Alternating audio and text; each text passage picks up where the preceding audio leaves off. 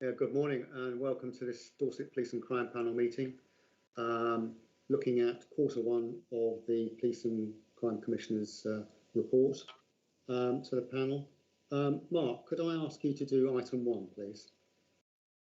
Yeah, certainly. Thanks, Chair. So I'll just introduce everybody. I'll go around, first of all, the members of the panel. If I could ask that everyone could just introduce themselves. I'll then go to the Office of the Police and Crime Commissioner, and then lastly to officers of the council. So first of all, in terms of the members of the panel, Councillor Dove. Good morning. I'm a councillor for BCP Council and also the Vice Chair of the panel, lead Cabinet Member for Equalities. Thank you. Councillor Barrow. Morning all, I'm Councillor Pete Barrow, represent the Rallypole ward in Weymouth, and I'm a member of Dorset Council. Thank you. Councillor Farquhar. Yes, good morning all. Councillor George Farquhar.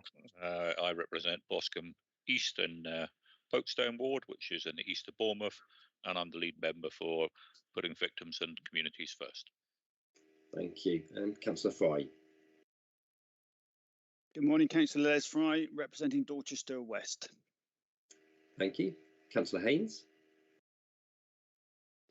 Good morning, everyone. I'm Councillor May Haynes from BCP Council. I am the portfolio holder for community safety at BCP Council. Thank you. Thank you. Councillor Howell. Hello, Councillor Mark Howell, representing Pooltown ward in BCP Council. Thank you. Councillor Jesperson. Good morning, I'm Councillor Sherry Jesperson, representing Hillforts and Upper Tarrants ward in Dorset Council. Thank you. Thank you. Ian McVie.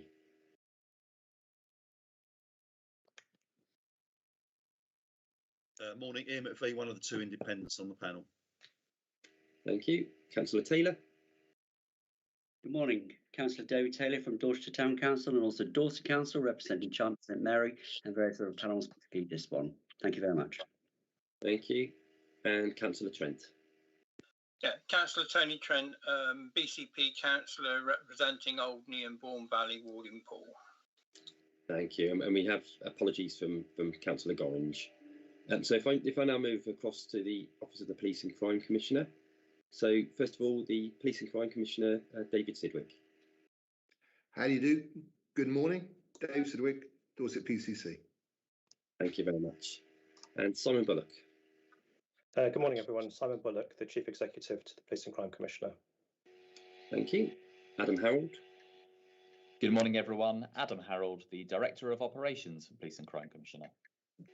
Thank you. And Julie Strange. Good morning, Julie Strange, Treasurer to the Police and Crime Commissioner. Thank you. And in terms of officers of the council, you have myself. I'm Mark Eyre. I'm the lead officer for the Police and Crime panel. And also we have Elaine Tibble. If you'd like to introduce yourself, Elaine. Morning, I'm Elaine Tibble. I'm the Senior Democratic Services Officer for Dorset Council. Thank you very much. And I think that is everyone. Can I just check that I haven't missed anybody? Okay. Chair, if I may, could I just make a very brief statement? Yeah, please do, Mark. Thank you. Thank you. So it's just really to explain that this meeting is an informal one. So in light of the situation with COVID-19 case rates, Dorset Council Chief Executive Matt Prosser has exercised his delegated powers to continue to hold virtual informal committee meetings. So where a decision is required by the committee, the chair will invite members to express a minded to decision in respect to the recommendations set out in the reports, with the decision then being taken by an officer, a delegated authority, in the light of that minded to decision expressed by members in the virtual committee. So any decisions that are required will then be confirmed by that appropriate officer at the conclusion of the committee's debate on that agenda item. As such, the minutes of the last meetings won't be signed off today. The actions noted were primarily additions to the forward plan which have been made and will be discussed later on the agenda. There's an outstanding item from a previous meeting for an update on alliance savings, which will be added into the forward plan and hasn't been added in yet, but will be post-meeting. Panel members also have been provided with the working definition of frontline policing, So the one outstanding item, therefore, is the OPCC report on the results of the e-scooter trial, which you may want to invite the PCC to comment on, Chair. Yeah, Dave, would you like to just give us a brief update on your trial? Yeah, absolutely. So this is the issue around e-scooters, which has actually been the single item which I've had most correspondence about in the first quarter, which is why I started asking the questions around what were we doing about e-scooters. It could be a transformative form of transport, but at this moment in time, legislation hasn't picked up with it. So the situation is that electric e-scooters outside of the Beryl e-scooter trial are actually illegal, except on private land. Those within the Beryl e-scooter trial are obviously legal, but not to be used on the pavements, not to be used two up, those sorts of situations. So in the first 8 months of 2021, what we've done is we've stopped more than 40 riders of privately owned e-scooters. So they've been stopped and spoken to before being issued with warnings, including signing an agreement to stop using their e-scooter illegally on public roads. 25 e-scooters have been seized, 11 for riding on public land without insurance, which is the issue, and 14 for having been involved in suspected criminal activity. In addition, what we've done is we've basically stopped those in the Beryl trial scheme who are also found riding on pavements or improperly. So that's where we are. It is an issue for the public, as I said. It is something where we need national legislation to catch up with it. And I hope that gives the panel some reassurance that we're looking at this. Thank you very much for that, Dave. Moving on then, item 2, declarations of interest, Mark. Yeah, so just really to invite panel members at this moment to make any declarations that are necessary to ensure compliance with the Code of Conduct. So if I just pause for a moment for any declarations that may need to be made. Okay, then no declarations then, Mike. Thank you very much. Then moving swiftly on to item 3, public participation. So we've had no questions from the public and no petitions. Thank you very much for that. Which leads us nicely into item 4, firearms licensing. This is on the agenda due to the mass shooting that was in Plymouth. And the panel, on behalf of the people of Dorset, is seeking assurance from the PCC that firearms licensing in Dorset is fit for purpose and safe. Dave. Yeah, thank you for that. I'll take you through this and I'll do it in some detail so as we understand where we are. First of all, members be aware of the tragic events in Plymouth on the 12th of August, where Jake Davison shot and killed 5 people in the Keyham area of the town before fatally wounding himself. I'm sure that panel would join with me in sending our thoughts to the family and friends of Maxine Davison, Sophie and Lee Martin, Stephen Washington and Kate Shepherd, plus to the further 2 individuals who were also shot and wounded who have not been publicly named. The first thing I'd say, Chair, is that these mass shootings are incredibly rare. And indeed, this was the first incident of this type since the Cumbria shootings of 2010. The second thing to highlight is incredible police and partnership response to this horrendous incident. And then to offer our thanks to those officers, staff and volunteers who continue to put themselves in harm's way to protect us. We sent some of our Dorset officers in order to help out with the situation. And both I and Chief Constable phoned our opposite numbers immediately after this happened to see what else we could do to help. So whilst it's premature to engage in debate around the possible motive for this senseless tragedy, and of course all this remains operational policing, the issue of firearms licensing is important to have been raised, and given the panel's previous scrutiny of this function, I thought I'd give you an overview of the work underway so far, because understandably also this has been my focus. So if I give you a bit of a background, it might be helpful to reiterate that firearms licensing is governed by the Firearms Act 1968 and its amendments, coupled with the Home Office Guide on Firearms Licensing Law from 2016. 4 firearms licensing functions are also subject to Dorset Police internal governance. They are inspected by the HMIC FRS, and also to oversight by my office. It might also be helpful to explain to new members that Firearms Licensing went live as an alliance function across Dorset, Devon and Cornwall in 2017. The alliance unit receive and process all aspects of firearms and explosive licensing applications and renewals. So what this means is that the team undertake inquiries consisting of research, telephone-based, risk-based assessments, or indeed home visits. This then results in a recommendation whether or not a certificate should be issued or renewed. This is then reviewed by the Alliance Firearms and Explosives Licensing Manager, who makes a decision under delegated powers from the Chief Constable. In terms of my own activity, Chair, immediately following the shootings, the Chief Constable updated me on the high-level details of the incident and later provided a fuller briefing at the Joint Leadership Board. There are 3 related reviews that I'm linked into to a greater or lesser extent.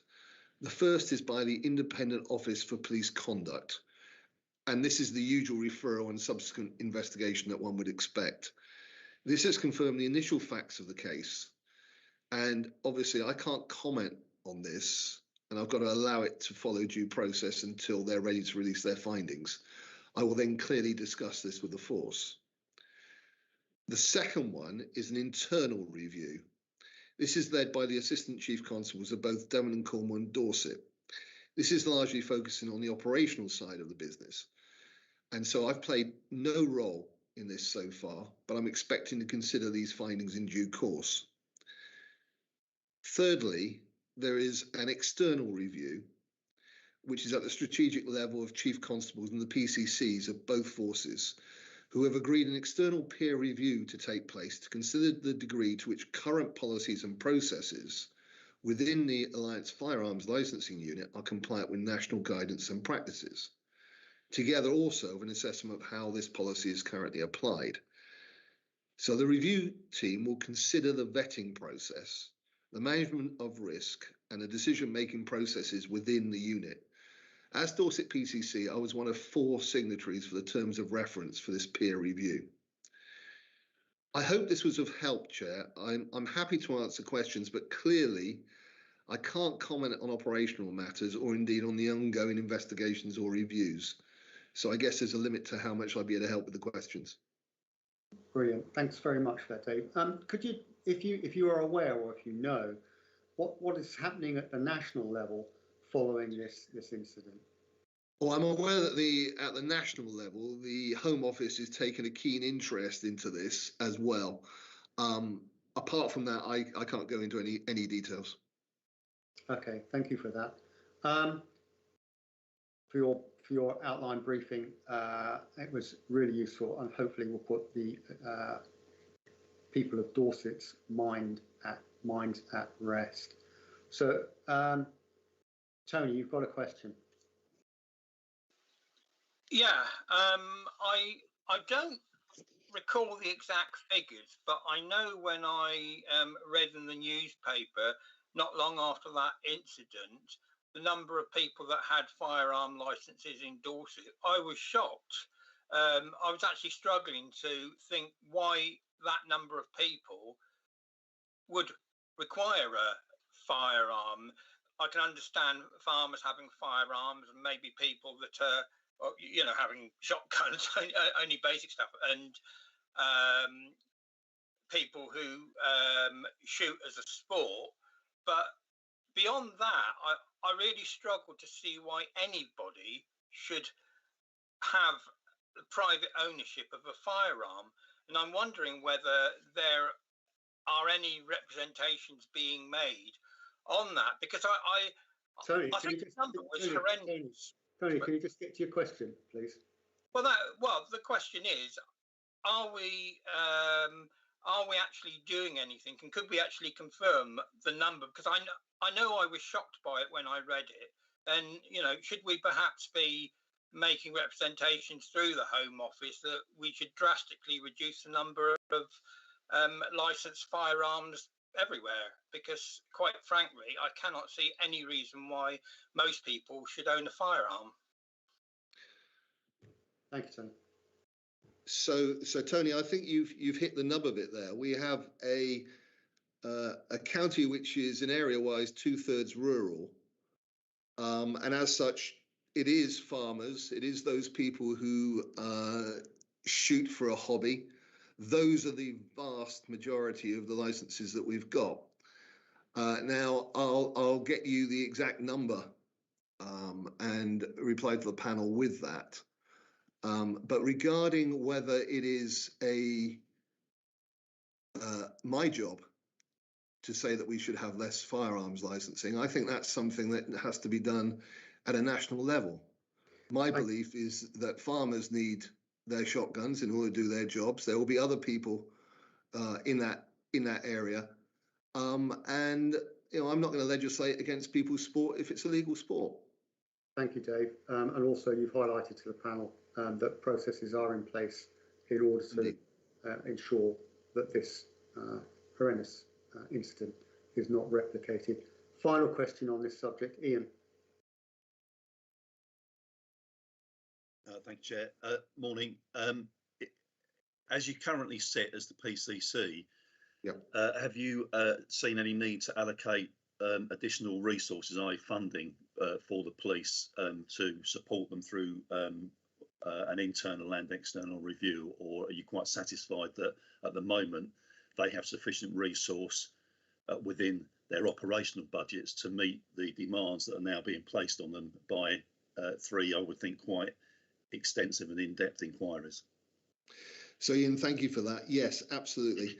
I discussed that with the Chief Constable right at the start regarding the reviews and everything that was from resources. And at the moment, I am comfortable that we can basically work through what we've got to do. I think it's an important point to make there, Chair, that as the PCC, in terms of providing the funding and resource to the Chief Constable, if he and his office are seeing that there's no need to do anything additional, we should also take comfort from that as well, I think. Okay, thank you very much, Ian. Really good question, as always. Moving on to item 5, Police and Crime Plan update and response to panel feedback. At the last meeting, you presented your draft Police and Crime Plan. The panel took that away, reviewed it, and wrote to you with our, I would say, recommendations, but with our concepts and ideas on how it could be improved. You subsequently produced a report back to the panel, which the panel has now read. Could I ask you just to provide any verbal update on that briefing that you provided us to the panel? Thank you. Yeah, absolutely. So what I think I'll do is for the Dorset public who are watching, I'll basically go through the report and then I'll take questions on it. So the first thing I'll say is, if I may, I'd like to thank a couple of sets of people. One set of people is the panel themselves. We went out and consulted with a number of areas, and the panel were enthusiastic in their responses, which is what I would have expected. So I want to thank them for those responses, and we've taken note and actually adjusted the plan where necessary, and I'll go through that as we go through the report. The other set of people I'd like to thank is obviously the team in the OPCC. On May the 6th, when I was elected to office, they had a new beast to work with, and obviously a different philosophy, and they basically got together, got stuck in, and I'm very pleased that we're going to be able to publish this police and crime plan by the 31st of October, which is 5 months ahead of the deadline specified in the Act. So, that's a credit to everybody who consulted on the plan and did so, but it's also a credit to my team for putting it together. So what does the plan cover? It covers, amongst other things, the police and crime objectives, which basically were distilled from the manifesto commitments that I had during the election. It also talks about the policing that the Chief Constable has to provide and the means by which that will be measured. The plan can be revised and reissued at any time. Now, one of the things I was very keen on is it was obvious that some things needed and could be done quickly.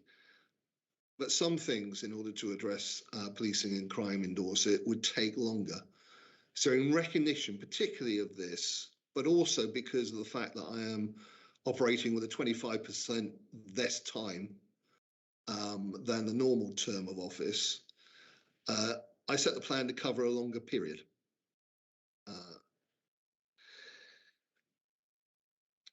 So basically what I've done is I've really considered the views of the local community, but I've also got to have regard to the national picture, the strategic policing requirement.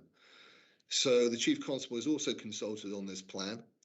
We've also taken cognizance of things like the National Beating Crime Plan, which came out towards the end of the consultation period.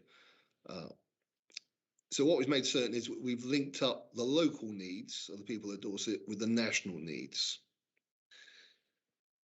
So my vision very clearly is that Dorset should be the safest county in England and Wales. I believe we can get there by cutting crime and antisocial behaviour and by putting victims and communities first.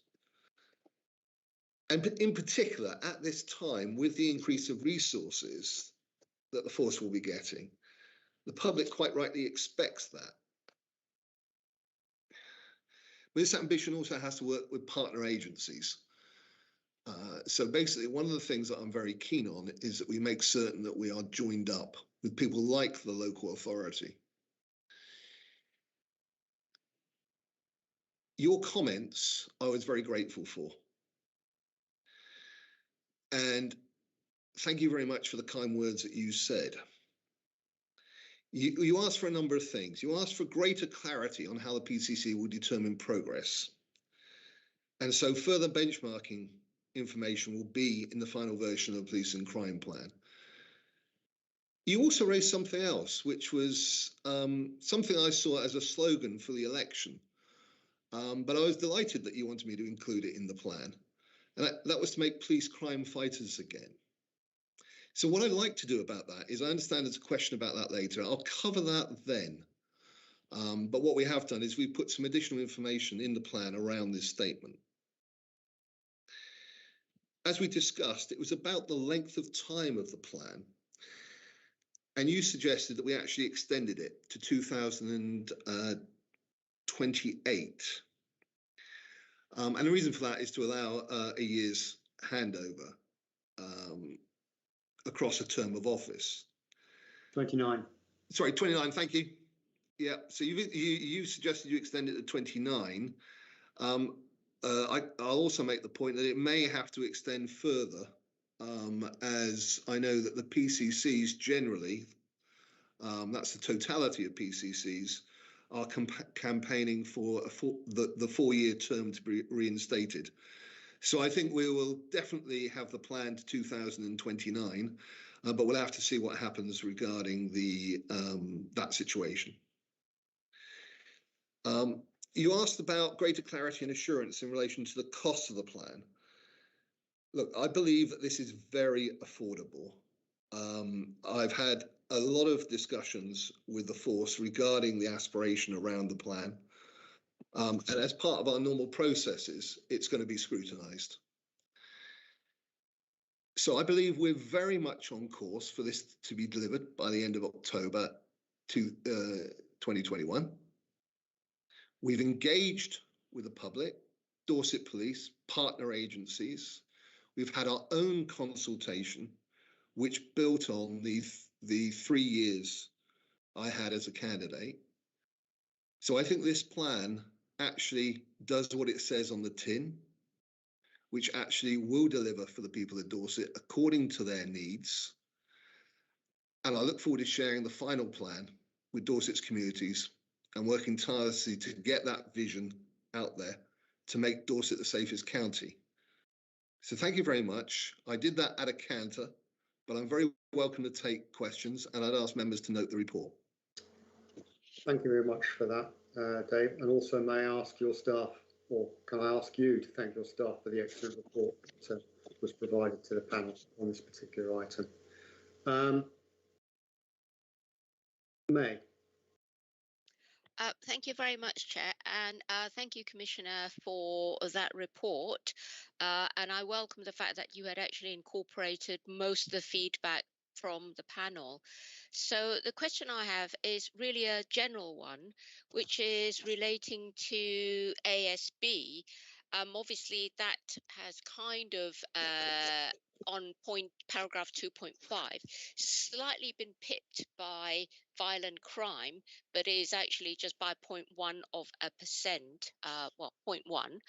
But nonetheless, for myself, ASB is a priority. So ASB is subjective. What to one person may be tolerable to someone else isn't. So my question is, how would you ensure that if people witness ASB or what they perceive to be ASB, that it's actually properly reported? Because I find that that is actually an issue with the increasing use of social media, that any issues or any concerns do not get reported properly. So what would you do in terms of working with the police to make sure that they encourage that reporting is actually done properly, and not just properly, but is actually easy for people to report so that they would actually do so? I know we've had conversations about 101 and people waiting on the phone for quite a long period of time. Thank you, Chair.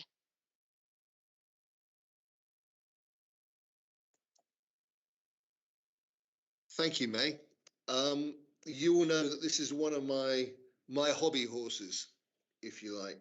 There's a number of factors to it. Let's have the first factor. Let's talk about ASB as it currently stands. The Office of the Police and Crime Commissioner commissioned a survey before I entered office, which looked at antisocial behaviour and how people saw it and how they reported it. And there was a marked overlap between where they thought they should report and where they actually needed to. So let me explain. If I take noise as an example, nearly 50% of people thought that noise was an issue for the police and would report it to the police. 50% of people thought that it was an issue for the local government authority and would report it to the local government authority, where it actually is. So that's one of the issues that we've got to address, May, and that's where I'll be working with the local government authorities to make certain that there is clear information out there about what you report to whom.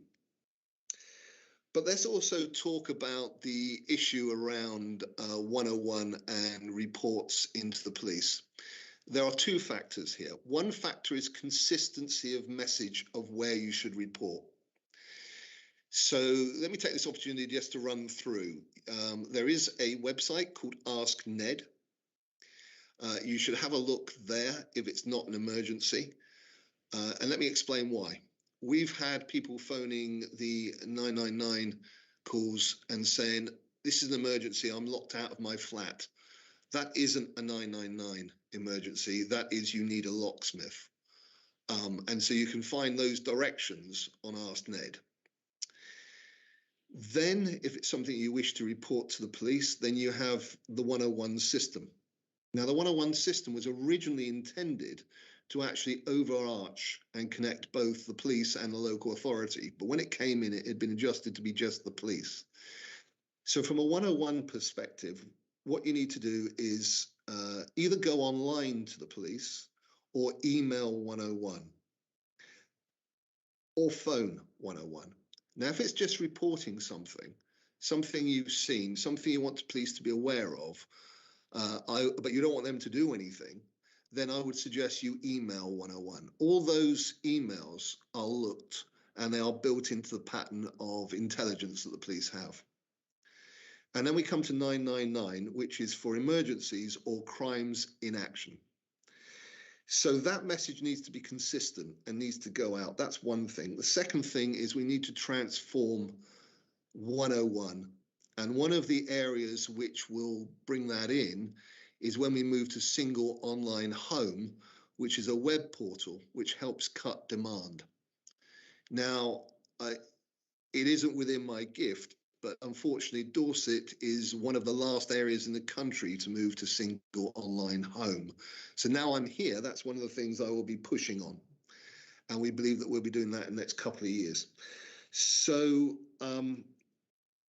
we're moving forward to transform the efficiency of what we've got, but we've got to get more consistent in what we say, and we've got to have a joined up information approach with our partners. And that's what I'll be working on going forward. I hope that helps. Thank you very much, Dave. Full answer. And obviously there's the national move on 101 as well, with a new contract being let. But this panel has done to death 101, so I don't really wish to pursue that any further. Les. Thank you, Chair. Good morning, Commissioner. Morning, Les. How are you doing? I'm good. Good. During your election campaign, one of the things you mentioned is about making cops crime fighters again. Now, comments on Facebook came up about, you were asked about that by some people, and you said, elect me and I'll show you how I'm going to do that.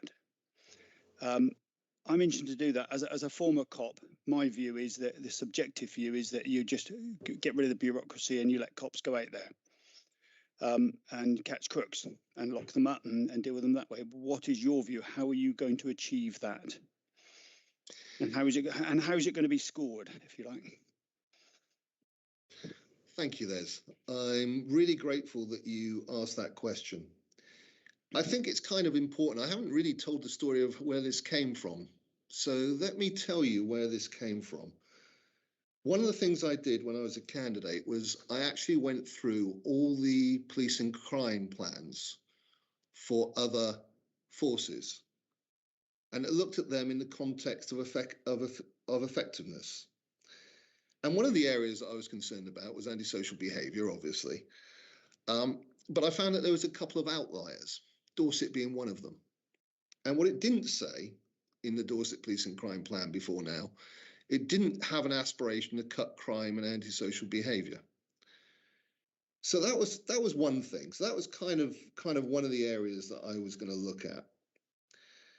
But then what happened was I started doing what I think every candidate should do, which is go out with the police, not just visit with the Chief Constable, but also go out with the different parts of Dorset Police to understand the force that you would be holding to account.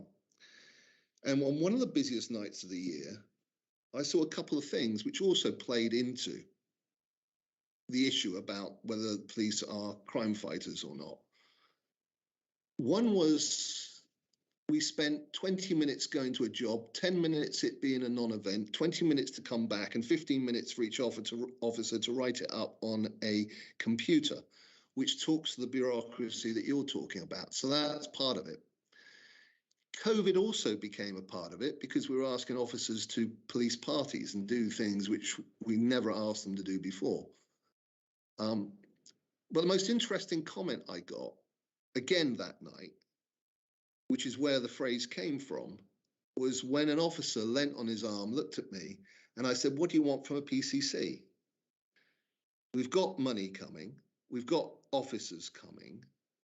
What else is there that you want from a PCC? And he leant on his arm and he said, make us crime fighters again. So that came from somebody within the force. It fitted with what I was seeing from the need to have a police and crime plan, which actually said what it said on the tin. And it also addressed the issues around bureaucracy and the COVID issue, which came later. So that's where that came from. Commissioner, as a manager of people, many cops want to be crime fighters. That's what they join for. But it's how are you going to do that? Well, how we're going to do that is we are going to have a police and crime plan which allows them to be crime fighters because it says that that's what we want them to do. That's why the first thing it says in the police and crime plan is to cut crime and antisocial behaviour.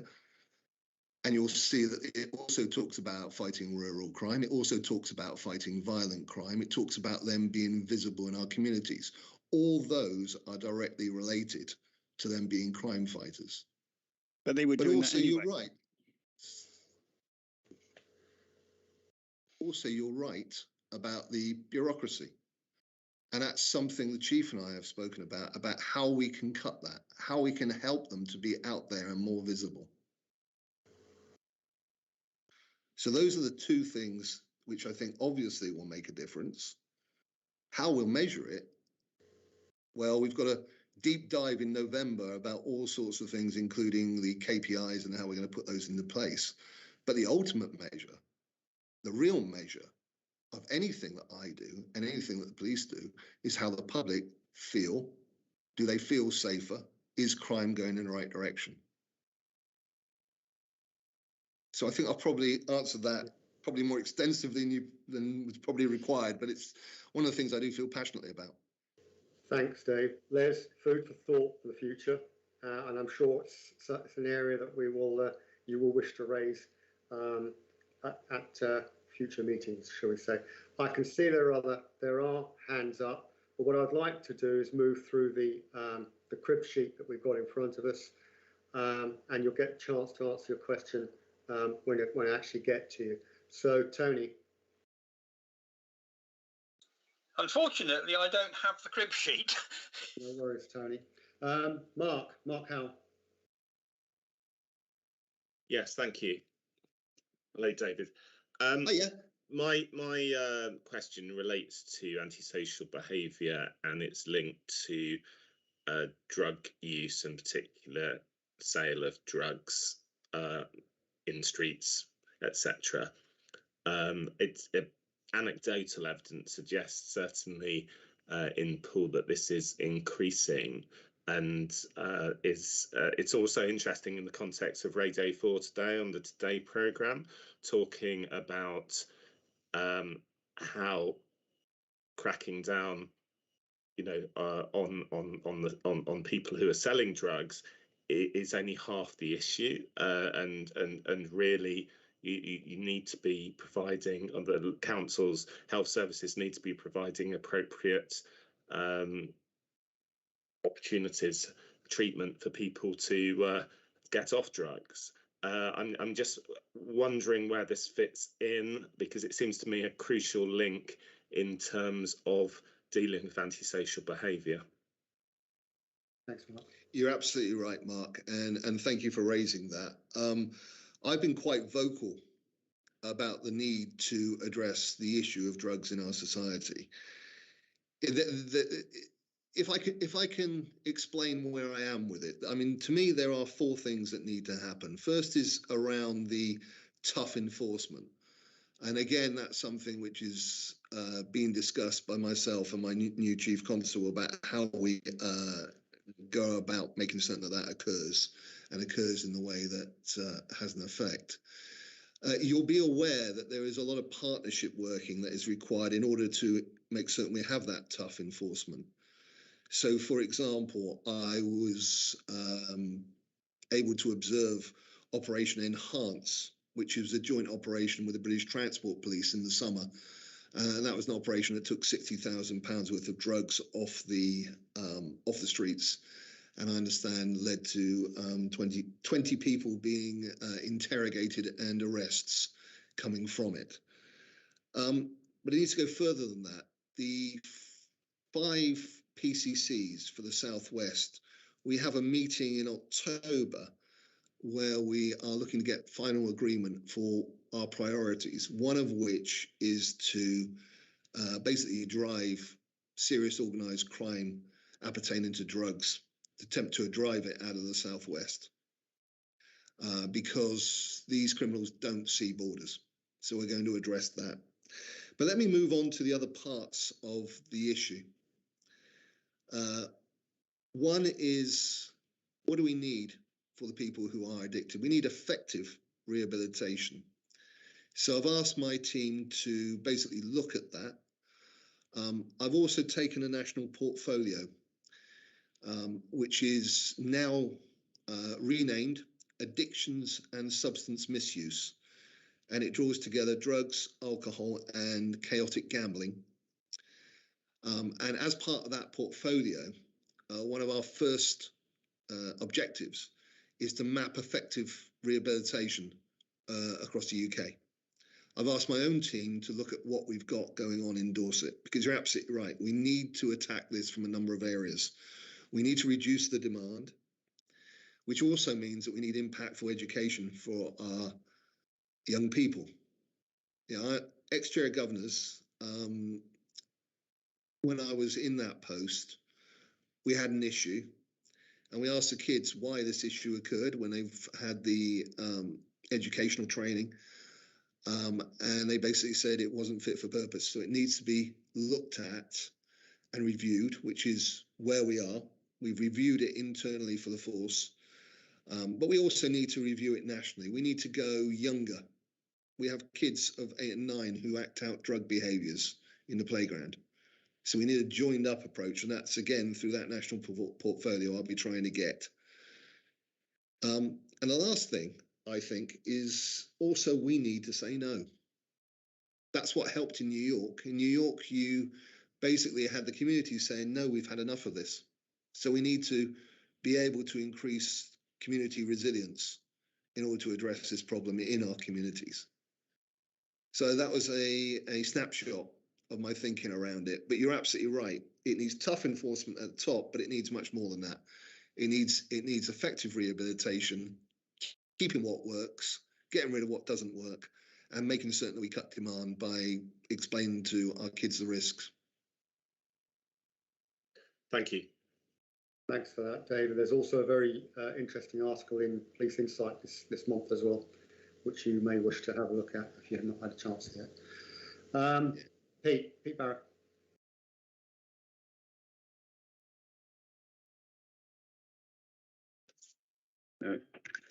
Chair, I haven't got nothing to add. Okay, thank you, Pete. Dave Taylor.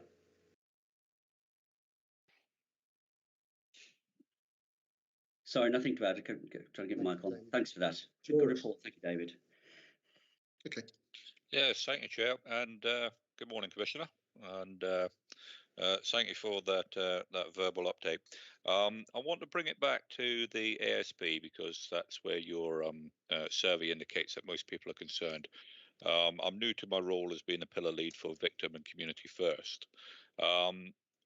You mentioned a case of an individual calling 999 because they were locked out outside of their house, and you talked about 101 and doing things online and how to get the best out of our police force, etc. But you also mentioned the Ask Ned system. The Ask Ned system is an ideal way to get the information at a glance if you are online. As regards where you should channel your call. Should it be go to the local authority? Should it perhaps go to, a rehabilitation centre, or should it actually go to the police?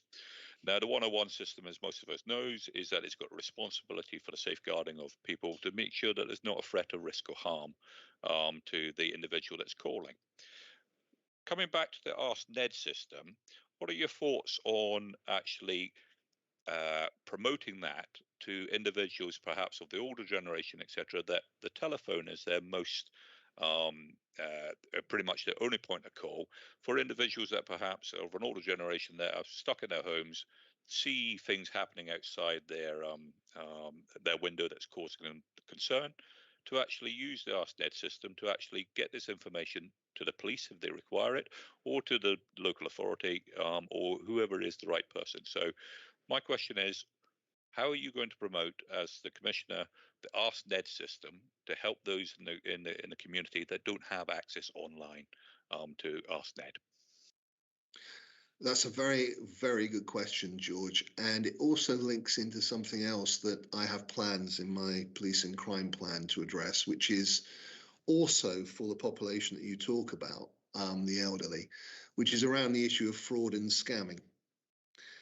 So obviously we'll use all the channels that we have. We'll use the media channels, etc., etc. We will keep on having campaigns in order to drive awareness around the whole contact system in order to get it right. And I'll be working with the local authorities in order to do that.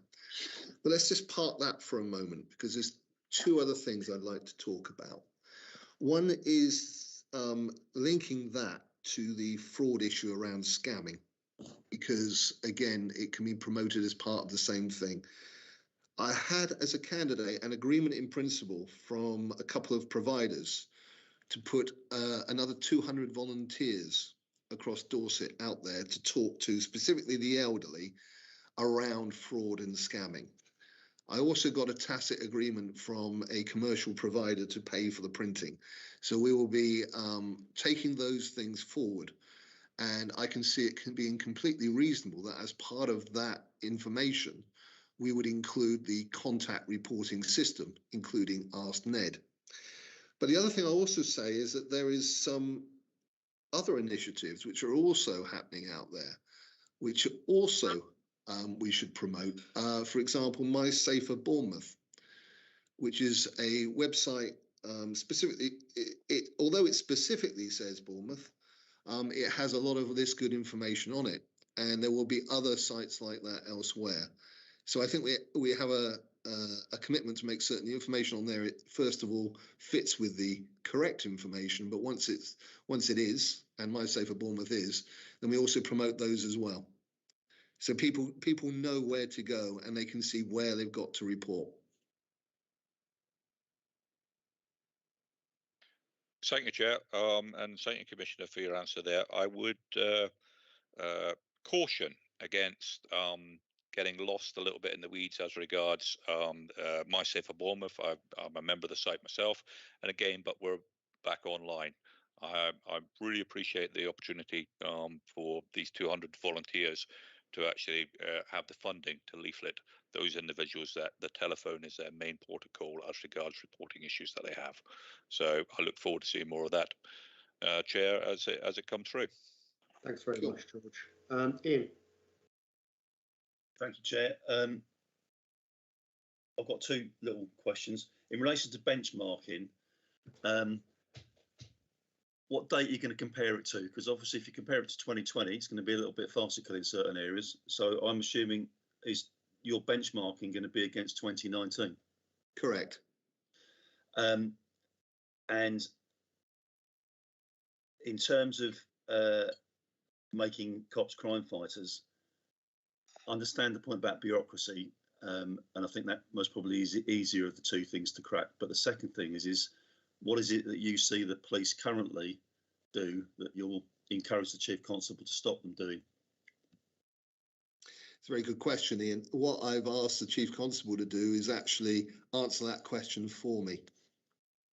So he's working through that at the moment. So I'm very happy to come back once we've had that discussion.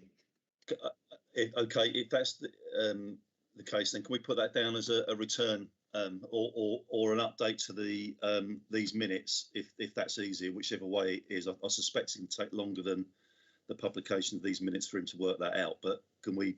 Yeah, it's going to be a work in progress for a while. Yeah.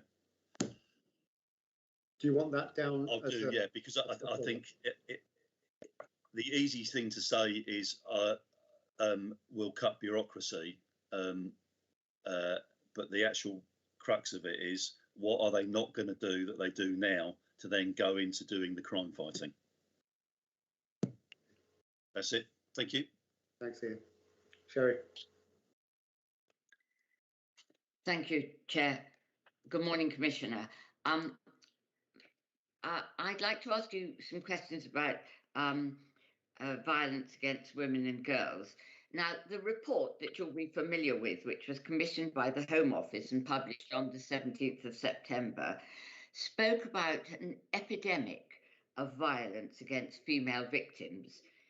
It identified, among other things, inconsistencies in the use of Clare's Law, that's the Domestic Violence Disclosure Scheme, across forces. It also identified a failure to work closely with other agencies and commented on the resourcing of this issue, and interestingly enough, made a contrast between the resourcing of this issue with that of county lines, which I know is a priority for us, but that was very much commented on, the difference between that resources.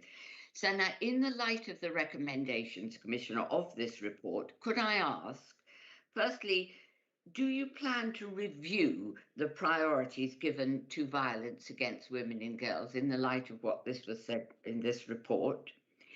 Do you know, and can you find out whether the implementation of Clare's Law in Dorset is in line with best practice? And will you be meeting with other police and crime commissioners from forces that were named as having a good track record in dealing with this area of work to see what we might learn from that? Thank you. Thank you, Sherry. All good questions. I will address the Clare's Law one first. Thank you. Then I'll go into my view of violence against women and girls and how I'm addressing it with my plan. And then I'll talk about a little bit about liaison with other PCCs, if I may. Thank you. So first of all, about the Clare's Law, or as it's called, the Domestic Violence Disclosure Scheme. So in short, the Dorset police process is working effectively. It's within the 35-day window for domestic violence disclosures. So it's basically addressed as business as usual within the force performance mechanisms. The force lead chairs hold a weekly meeting where they look at the number of outstanding cases, they discuss them, and they triage as needed according to basically threat. Applications can be progressed out of hours if there's a need for urgent action. I think we've got to be a bit careful because there's a distinction. There's a distinction between the right to know, where DP or another agent should become aware of the history of a person that we believe their new partner should know, and right to ask, where we receive a request direct from a member of the public. National guidance states right to know should be dealt with in 35 days, which DP is well inside of. Mm-hmm. The right to ask requests a turnaround much quicker. Mm-hmm. So if you are worried and you need the answer, you'll get it quick. From a strategic perspective, I note that the number of requests the force is receiving is increasing, and that this is reflected nationally. If this continues as expected, then I think they're going to need to actually have a dedicated team to manage this process. And obviously, I'll talk to them about that and how they're going to resource that at the appropriate time. Okay. So that's Clare's Law. Now, members of the panel and the chair will know that I have a low tolerance for any form of sexual harassment, and with the reopening of the nighttime economy, I don't see an excuse for women and girls to get unwanted attention. You will have seen that violence against women and girls is included in my plan, and I'm also very pleased that the Chief Constable and his team are significantly pushing that with me. I should note that, for example, one of the things that I saw happening in another area was something called Operation Vigilant, which I first identified in Thames Valley as a candidate, and I drew to the attention of the force once I came into office. That has now been picked up. So your question about liaison with other PCCs, that happens extremely regularly. We have a WhatsApp group. If somebody has a brilliant idea and it's working really well in their area, they will tell the others routinely. It's a sad fact that some of my closest PCC colleagues, such as Alison Hernandez in Devon and Cornwall and Katie Bourne in Sussex, have basically been subjected to stalking, harassment and worse, and are powerful advocates in this space, because we've basically got to address it. You will also probably be aware, if you follow my election campaign, that I have been talking to victims of stalking, particularly those who have had a problem with stranger stalking, which, although is a minority, is obviously significantly scary to them. And I'm very keen that we address this going forward. And actually, when we talk about the 100-day plan, there's a little piece in there which I can actually talk to you about. So we're all over it, is the answer. It is a high priority for both myself and Dorset Police. And I've checked that that mechanism is in place, and Clare's Law is working well here. Thank you very much. Thank you very much, Dave. Bobby. Thank you. Can I just thank Sherry for her excellent question? It was brilliant. Thank you. Moving on from Sherry and protected characteristics.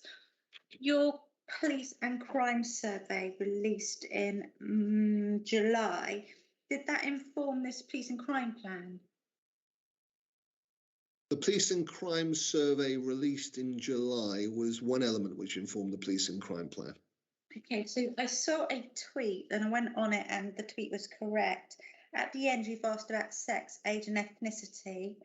And I wondered why that was, please. I will ask Simon to comment on that, if I may. Happy to, Commissioner. So, Vice Chair, the Office of the Police and Crime Commissioner, like all public sector bodies, has a requirement to ensure that we impact assess policies and processes. So in relation to the public sector equality duty, there's a requirement placed on us to understand and ensure that we are taking views from all segments of society. So that's the requirement for those demographic details. Okay, thank you. Can I just have a follow-up then, please? In that case, how are you showing under the public sector equality duty your due regard, Chief Executive, to disabled and gay people who have not been surveyed? Because if we're going to do a year-on-year comparison, I really hope that we do. We need to take, therefore, the views and the understanding of how protected characteristics are viewing crimes and what impacts them the most. So the Chief Executive is absolutely correct. We should be looking at sex and we should be looking at age and we should be looking at ethnicity. But I'm not sure why we hadn't included disabled and gay people at the end of that, please. Could that be addressed in future? Would that be all right? I'll take that, absolutely. That'd be lovely. Thank you so much. Thanks very much, Bobby. Final question for me. It's been quite a lot in the local media about business crime. What action are you intending to take over business crime that's being reported in, as I said, the local media? Thank you.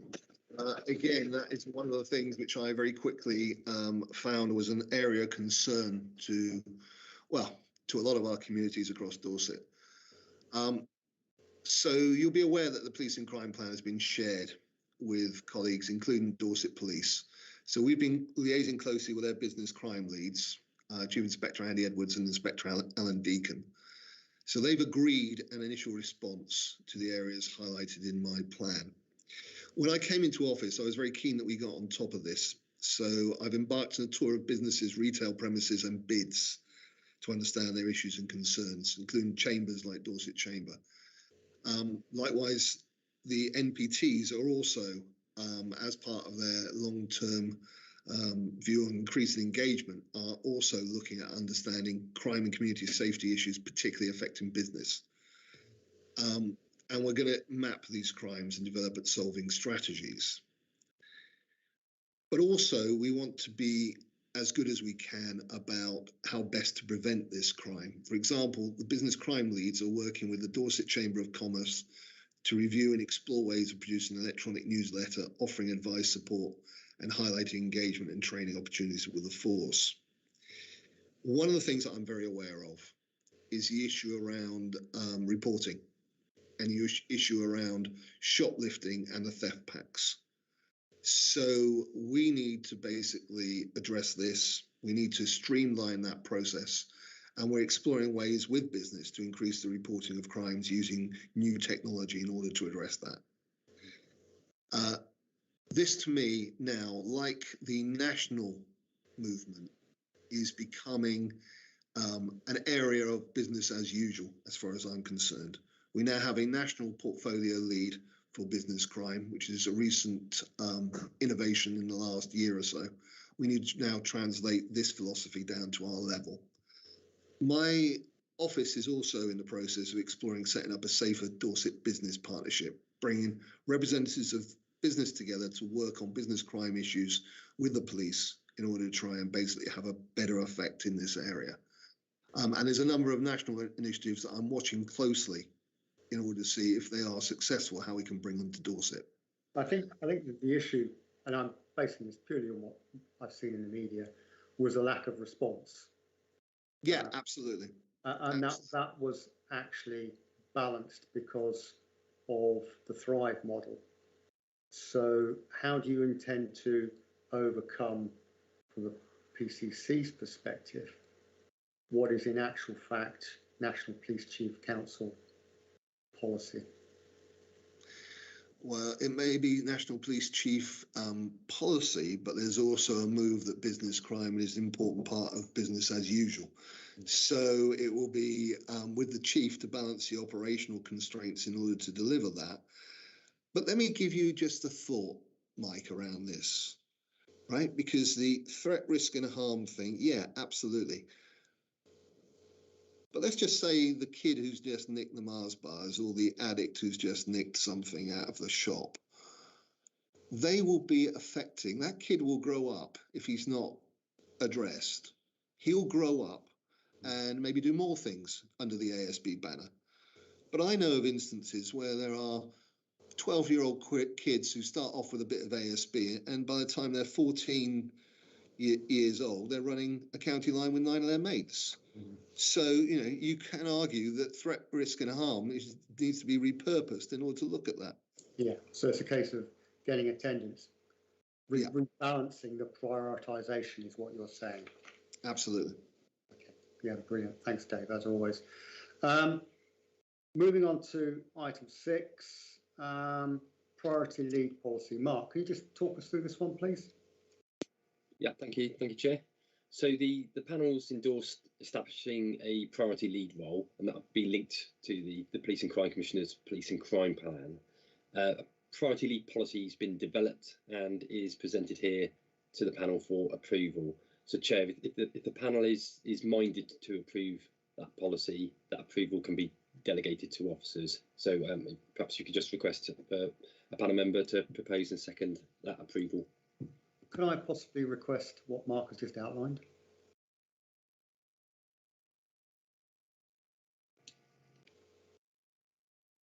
Could I ask somebody, please? I'll propose it, Mike. Okay, thanks, Ian. Chair, I'm happy to second. Councillor Haynes. Brilliant. Thanks, May. Thanks, Chair. So we can take that delegated authority. Yeah. Is that good enough for government work? Yeah. Thank you. Thank you very much. Then moving swiftly on to item 7, which is the sort of the meat of our meeting from a sort of statutory perspective, going through the quarterly monitoring report from the PCC. Mindful that this is scrutiny of the previous plan or the current plan from the previous Police and Crime Commissioner. So we are in a bit of a sort of phony war area at the moment as far as the new plan is concerned. Thank you very much, PCC, for producing the new format. So the panel members have got a chance to look at the reporting format. So not only have we got your new report format, but we've also got the old one. So we've got a very full picture on what you're proposing and also where you are, where your office is with the old, I use the term loosely, the current plan or your predecessor's plan. So I've waffled on long enough. Dave, can I hand over to you, please? Yeah, absolutely. So first of all, you'll recognise that the monitoring report has a different look this time round. It made sense for me to represent the work of the office, in particular the first 100 days, alongside the priorities set out in the Police and Crime Plan. This will make it easier going forward to discuss it with the appointed priority leads. So there's 3 points I want to highlight. First of all, this is still very much a work in progress. This product will evolve over the next few months, especially the benchmarking sections. Let me give you a couple of moving parts there. One is obviously I've got a new Chief Constable, and we need to discuss those benchmarking sections with them, which that process has started. But there's also quite a lot of national work being done. You'll have heard about 101 and national targets, etc., etc. We're not certain what that looks like and how it's going to land yet. So obviously we've got some elements which we will have to benchmark anyway.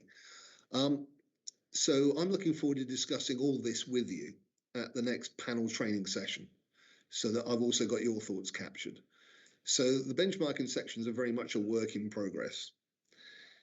So the final overview also of the 2017-21 plan is included for reference. This slide relates to the work of my predecessor, so I'll ask my team to field any questions that might relate to this. I don't think it's appropriate that I discuss what happened before I got here. And third, right, please bear in mind that this pack only relates to Q1 April to June of 2021. And so compares with the same period in 2020, which was the period immediately following the first national lockdown. So that explains some of the larger increase and decreases in the statistics provided. Put simply, it's all over the shop because the data is all over the shop. It's quite variable. Hopefully that made it very easy to navigate the document and that members are appreciative of the greater level of information that's been provided. What I'm going to do is I'm going to talk through the report and I'll take all the questions at the end, if I may. The quarterly monitoring report basically is, I see, the key way that we keep track on what we're up to and that we can demonstrate to the panel and indeed the wider public that we're doing our job. So if you look at it, you'll see that we've taken the 6 priorities from the police and crime plan.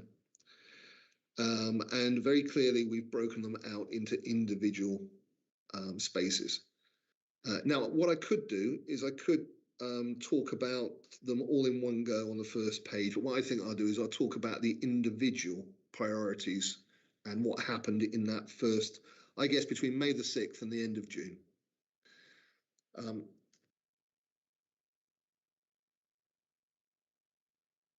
So the first one was cut crime and anti-social behaviour. So you'll see there that basically we broke out a number of things under this priority. And one of the first things I wanted to make certain was that we had a good summer. After the summer we had last year, where we had running fights on the beach, a major incident declared, I wanted to make absolutely certain that we got a grip on ASB and crime, so that the summer with a potential lockdown being released didn't go the same way. So I asked the force to respond around antisocial behaviour in particular, and they launched an operation which now gives them a priority focus, which was Operation Relentless. What I did personally was, knowing the hotspot areas from my work as a candidate, I went to all of them very quickly in that first period. So to the centre of Bournemouth, to Weymouth Esplanade and the Harbour, to Ashley Road in Poole, to the bus station. I wanted to make certain that those areas, with community leaders and the neighbourhood policing team, to make certain that we had crime and ASB understood and we had initiatives in place to address it. Something which also came up during that first period was the issue around catalytic converter thefts, which I wanted to make certain that we had a handle on. And again, the police responded to that, and we very quickly addressed the critical manufacturers and indeed distributed smart water to those who had vehicles likely to be affected the most. Overall, we were able to see a 9.3% drop in recorded crime for that first period. But it's also about basically setting up other things. I alluded to it earlier, a fraud and cyber crime. I've begun conversations with partner agencies about a joint crime prevention campaign, which I referred to earlier. Somebody described it as one of my hobby horses earlier, outside the meeting, around e-scooters. It's only my hobby horse because it's what the people at Dorset have written to me about. So I basically sought the reassurance of the force regarding e-scooter reinforcement, and I spoke to that at the start of this meeting. The other thing I did on road safety was I also urged motorists to take care on the roads, and we had a bit of a drink drive campaign, particularly with the cessation of lockdown. Regarding burglary, we've got some ideas about that, and I was briefed on the Dorset Bobby van scheme, which I'd like to expand. We also continued lobbying for around the issue of pet theft. To the end of June, we were still lobbying about pet theft, let's put it that way. I agreed very quickly in office that we would support young people, and we've extended the cadet scheme, and there'll be more about that in the next quarterly report. So the second priority was about making policing more visible and connected in our communities. So basically here, regarding what we've done, I wanted reassurance from the chief officers, very specifically, that we would maximise community policing and frontline deployment.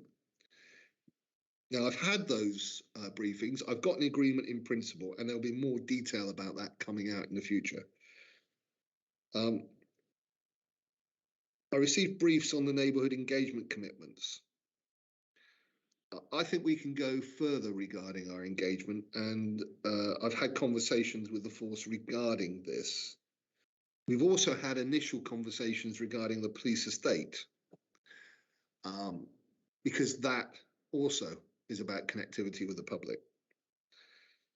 And obviously, I have a significant view that because this job is elected by the people, I should be engaged with the people. So I've done a significant amount of engagement with not only Dorset Police and our partners, but also Dorset community since I came into office.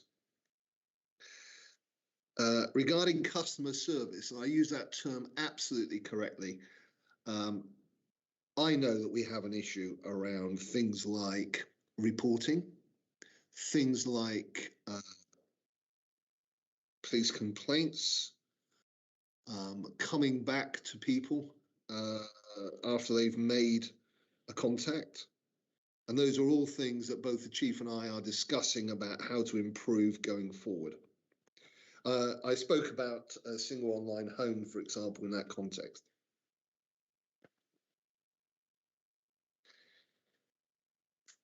Now, priority 3 is the one about fighting violent crime and high harm. This is one of the ones where we need both a short-term strategy and a long-term strategy. So for example, around addiction, I spoke earlier in answer to one of the questions around some of the things we're doing around getting tough. I also spoke about the fact that I'm joint lead on the addiction and substance misuse portfolio, which is about addressing effective rehabilitation, about looking at raising awareness about the harm of, for example, recreational drugs going forward. And I also spoke about the need to have a regional approach in order to address drugs in our society.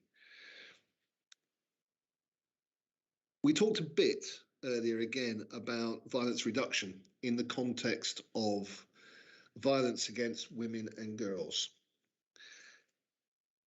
And I was very keen that we had that bottomed out. So that's why the force brought forward the Operation Vigilant concept, which I discussed earlier. I also went to see the Sexual Trauma and Recovery Service to hear about their work. I'm very keen that we get this right, and that's why we will look at whatever bids we can together with local authority in order to basically address things like safer lighting, things like CCTV, those things that we can make the environment safer as people move around. But there's other elements within that. There is elements around domestic abuse and indeed stalking. So during that first period, I committed to an independent stalking advocacy caseworker service to make certain that continues. I also went to see U-Trust to understand their work, which I knew them quite well, actually. But there's other elements that we're also doing since then. The Dorset Police has introduced a number of improvements on how they respond to, and this follows a rise in reports nationally around domestic abuse. So very much a start there, and there'll be more in the next quarterly report.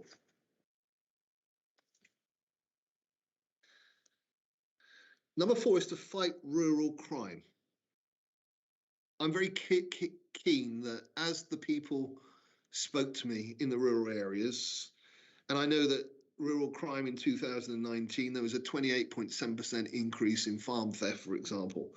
I know this is one of the areas of concern that we need to make certain that we get it sorted.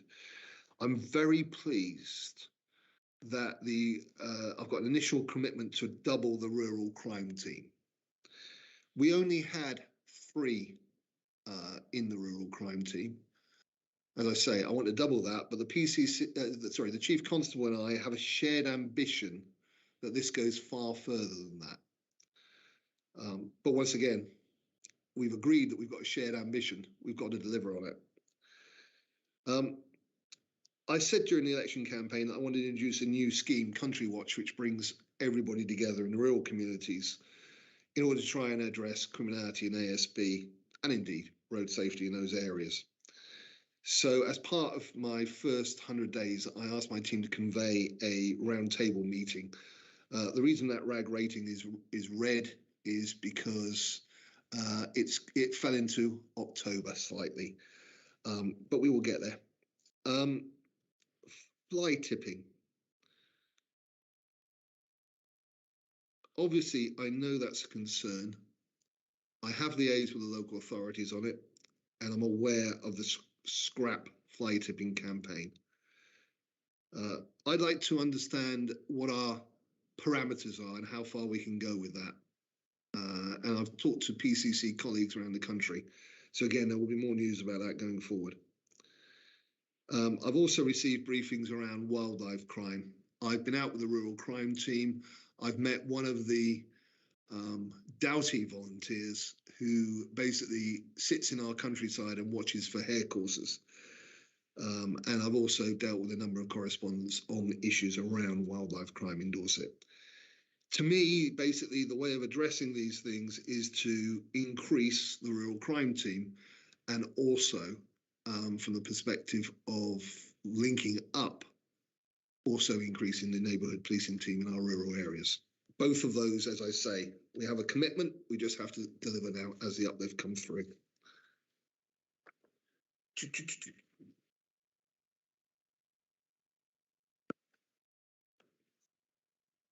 So putting communities and victims first.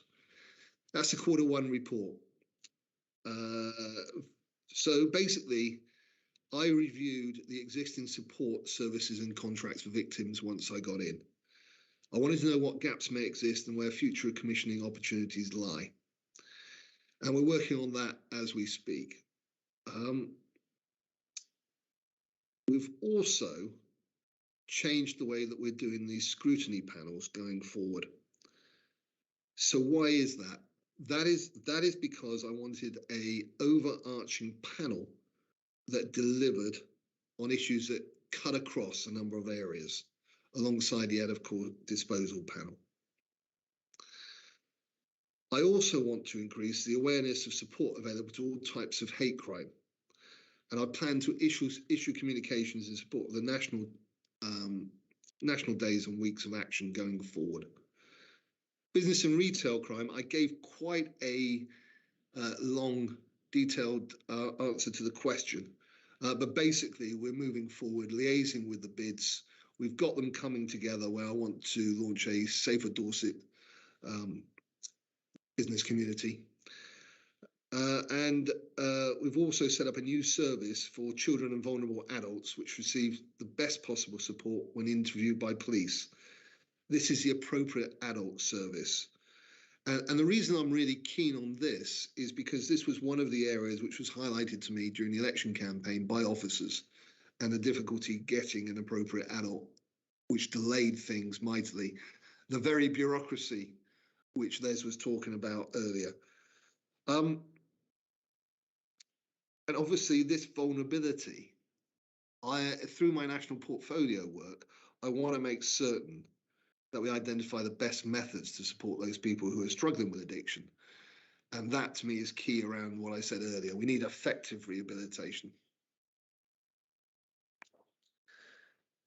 Now, what I'll do with the last priority the Make Every Penny Count priority, is I'm going to talk through the themes. And then I'm going to hand over to Julie, my Chief Financial Officer, to talk through the numbers with you. So from the point of view of funding, first of all, I wanted to make certain that we had clear governance and audit arrangements. So what I and now the new Chief Constable have done is made certain that we have those necessarily meetings and boards in place and they fit. You'll be aware as a panel, of course, that James Vaughan announced his intention to retire in the autumn. So at the time of this report, we very quickly moved to a recruitment process and we have interviews scheduled, as it says, for July. But obviously, you know what happened after that, and we've got a new Chief Constable. I've also made certain that I understand the HMIC reports, and particularly the service value for money profiles. I actually asked my Chief Financial Officer to do a review how we compare with other similar forces. So that was an interesting exercise. We continue to support the Force Innovation Board, and you'll hear a report about that from my Chief Executive as part of this meeting. But really, one of the things I wanted to embed is if every penny truly is going to count for Dorset, then we have to work as Dorset to address those issues that face us. So what I did was I initiated very quickly meetings with the leaders and chief executives for both top-tier local authorities in Dorset, as well as meetings with the chairs of the 2 community safety partnerships. We need a joined-up approach. I've made it my business across the first part of my term to meet with as many of those people who can affect change as possible. And some of those I knew from the election period as well.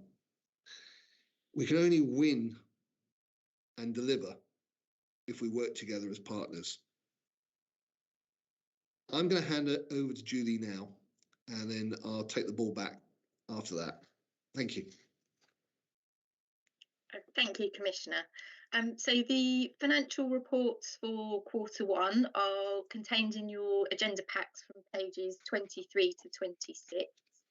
So the report shows the revenue budget performance up to the end of July, actually, so an extra month just to make sure that we had the most up-to-date position for you, and the capital to the end of June, because we do monitor that on a quarterly basis.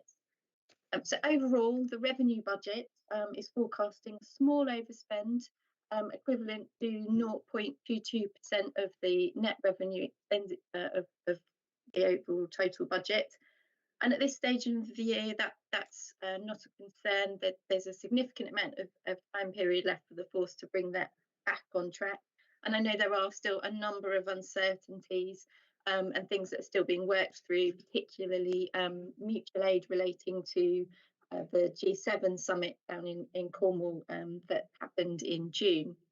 So that's being worked on. We'll finalise the position, but there's no real concerning reasons for any of those overspends at this point in time. It's still being very actively managed by the force, and we continue to report back. In terms of the capital programme, that's also reviewed quarterly by the capital strategy group, and we really do look at exactly how projects are progressing, looking at identifying slippage, etc. That's showing an underspend of around 700,000 for the year, but a vast amount of that is being held in an unallocated budget where people have identified underspends in the budget for the year. That's being held centrally so that it can be made available for new capabilities that come forward that are supported by a robust business case. So again, we're trying to get better at forecasting on the capital programme, identifying slippage, and we'll continue to do that as we do through the year. Reserves are set out on the final page. and again, largely reflecting things like carry forwards that were agreed at the outturn. One thing to just identify is there is an additional capital receipt that has been generated at the beginning of this year. There won't be too many of those, so at the moment we are not planning on using that at the minute. We'll hold that, and because that really is the last of the family silver, so we will not be just spending it on kind of anything. It will be held and applied to the capital programme certainly in a very planned manner. But I'm happy to answer any financial questions when we get to that point, but I'll hand back to the Commissioner to answer questions on the rest of the monitoring report. Commissioner. Well, I think we're just about there from the point of view of presenting the report to the panel, Mike. Can I ask, just to make it easy, and as you've just seen the data, if there's any questions on that financial data which Julie's just presented, if we can take those questions first? Yeah, I was just going to say, whilst Julie was on screen, first of all, I was delighted to see that what was being projected in February as part of the precept meeting now is fully reflected in the financial year for 21-22, which is a bonus. We'll leave it at that. But I was delighted to see that, and it shows good, robust financial management, both on your office day and also from a police perspective as well. One small question that I did note was that there was a new legal reserve. Whilst the amount is small, it's only 96k, it was new. And therefore, two reasons. One, to let you know that we do go through this, and to highlight that that wasn't there back in February. It is there now. It is under earmark reserves, therefore it should have a use. Two questions, really. Why is it there? Why can it not come out of general reserves or general balances, or whatever you call them? So this was in response to the fact that in recent years there's been increasing requests for OPCC to fund legal representation of officers at inquests where their position is in conflict with that of the force, so they need to be separately represented. Officers are legally required to receive external representation. And in such cases, but due to financial challenges within the National Staff Association, the requests for that support come through to OPCCs increasingly, and we've been required to step in. Okay. So as a result, an allowance was made in the budget for 2020-2021. As we were expecting to have to pay out. That was introduced for the first time. But because of the pandemic, some of the inquests where that was required were delayed, etc. So we didn't actually spend it last year, but we will still need to. So we've put that into a reserve, so it's specific for that purpose. Thanks, Julie. Excellent. What we would normally do now is I would ask pillar leads from the current plan, the old plan, to lead and then move into the panel. What I'm going to do actually is I'm going to smash all that together now. So we're going to look at questions from the panel based on your new report, Dave, on your 100 days, and also the old element from the pillar leads if they've got any points that they wish to raise. Does that make sense? It makes sense. I should just qualify, that's not the 100-day report, it's the first quarter report, so it just takes us up to June. Yeah, we're in this we're in this phony war area at the moment.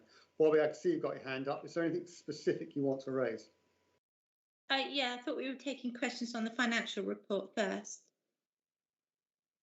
Bobby's got a question on the financial report. Any questions you want to raise? Yep, thank you. Yeah, this is around financial resilience and also reducing the dependency on council tax precept and government grants. Given that government borrowing is probably the lowest it's been for a very long time, are you looking at any investments using the capital to implement strategies to support the medium and long-term financial planning and financial security as we move ahead? So in terms of our capital programme, we are looking to move to a more sustainable position and to invest in things that become more efficient. So certainly in terms of the PRISM programme, that is within the ICT, that's about investing in new technologies and making more efficiencies. But certainly in terms of the sustainability and the financial resilience of our capital programme, that is planned in over the next medium-term financial plan to ensure that we are funding our ongoing replacement programmes from an ongoing finance source, so within the revenue budget. Thank you. And the resilience, are you generating anything that is income generating? Not at the moment. There aren't any income generating programmes at the minute. That's a bit more difficult for policing than local authorities. So there isn't anything at the moment that has come up that is appropriate for policing to invest in at this point in time. It is, however, something I'm keeping a close eye on. And if we had the same power that the LGA did around this particular issue, then obviously we would find it far easier in order to do that. We're hoping that that will be addressed in the near future. That's brilliant. If we could do anything in that area, Mike, to support, it would be really good so that we can make them more sort of secure in their planning. Absolutely. They're working year to year at the moment. Thank you. I think it's also worth highlighting that you do have a, I think it's a 5-year capital plan in order to reduce the borrowing and all that sort of stuff as well. Before I start into the panel, Ian, do you have a finance question? Yes, please. It might be, I might have misunderstood what Julie said about the representation at Coroner's Court. I thought individual officers paid fees monthly to their federation or association and they accessed their support through that. Or have I misunderstood that? Historically, that is what happened. Unfortunately, that hasn't been able to continue, and they've then come to OPCC for that support. The National Staff Association has had some issues. That's very nice of them to have issues, but individual members have paid them a lot of money, so much money that the federation built their own hotel that with federated funds money. So I'm a bit confused as to why PCCs and forces would accept that from the federation, because that's what individuals pay their money for, and it is public money that's being used now where individuals had the facility through their staff associations.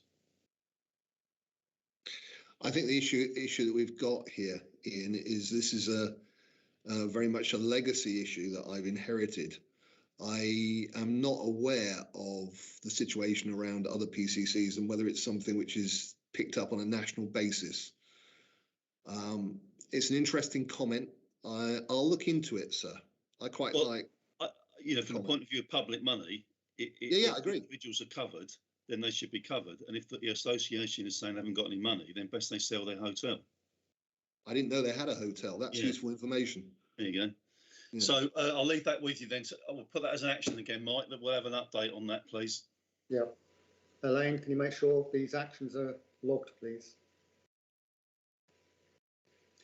Yeah, I have done. Thank you, Julie. Thank you, Ian.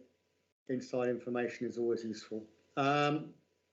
Moving on to the panel, based on questions on what the PCC's just outlined and also the Old Star report.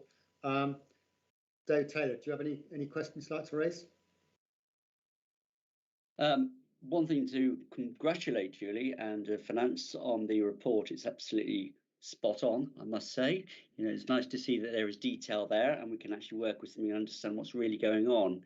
I did mention something earlier was regarding the staff health and wellbeing. I wonder if that's worth mentioning now, Mike. Can I ask your advice on that? Yeah, if you wish to. Yeah. The figures on health and wellbeing, page 31 of the report, states it's £1,500.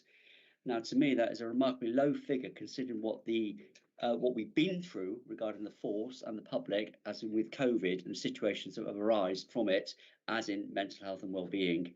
I'm just wondering if that figure is really correct, or should it be reviewed? That's my concern. Thanks, Adam, Adam. it looks like you got the answer for that one. Yeah, I think I can answer that. So that refers to one specific initiative that was funded under the Innovation Fund, which is on a later paper. So the totality of force expenditure against health and well-being will, of course, be far greater than that. And as members will know, in the previous term, a considerable amount more money was provided by this office. So apologies for any misunderstanding, but that's relating to one specific quotes. I know that's fantastic. Thank you very much for being direct on that and being precise. Thank you. Thanks, Dave. Thanks, Adam, as always. Sherry. Thank you, Chairman. Question, under the Victims and Communities theme, you flag up changes to the scrutiny panel arrangements. I understand this includes changes to the police use of force and stop and search panels. Stop and search, as we know, is a sensitive issue. So can I ask what scrutiny has been put in place to scrutinise the use of force and the use of stop and search by Dorset Police? Thank you, Sherry. A really, really good question. This was something that I was very keen to make certain that we got a handle on when I entered office. So let's just deal with stop and search a little bit first. One of the things that we had was we had a challenge in place with the force around stop and search. I have kept that challenge in place. I am having ongoing conversations regarding that in order to address that specific issue, and we will get there. So basically what I'm saying is that diversity, equality and inclusion are at the crux of everything, both my office and also what Dorset Police do.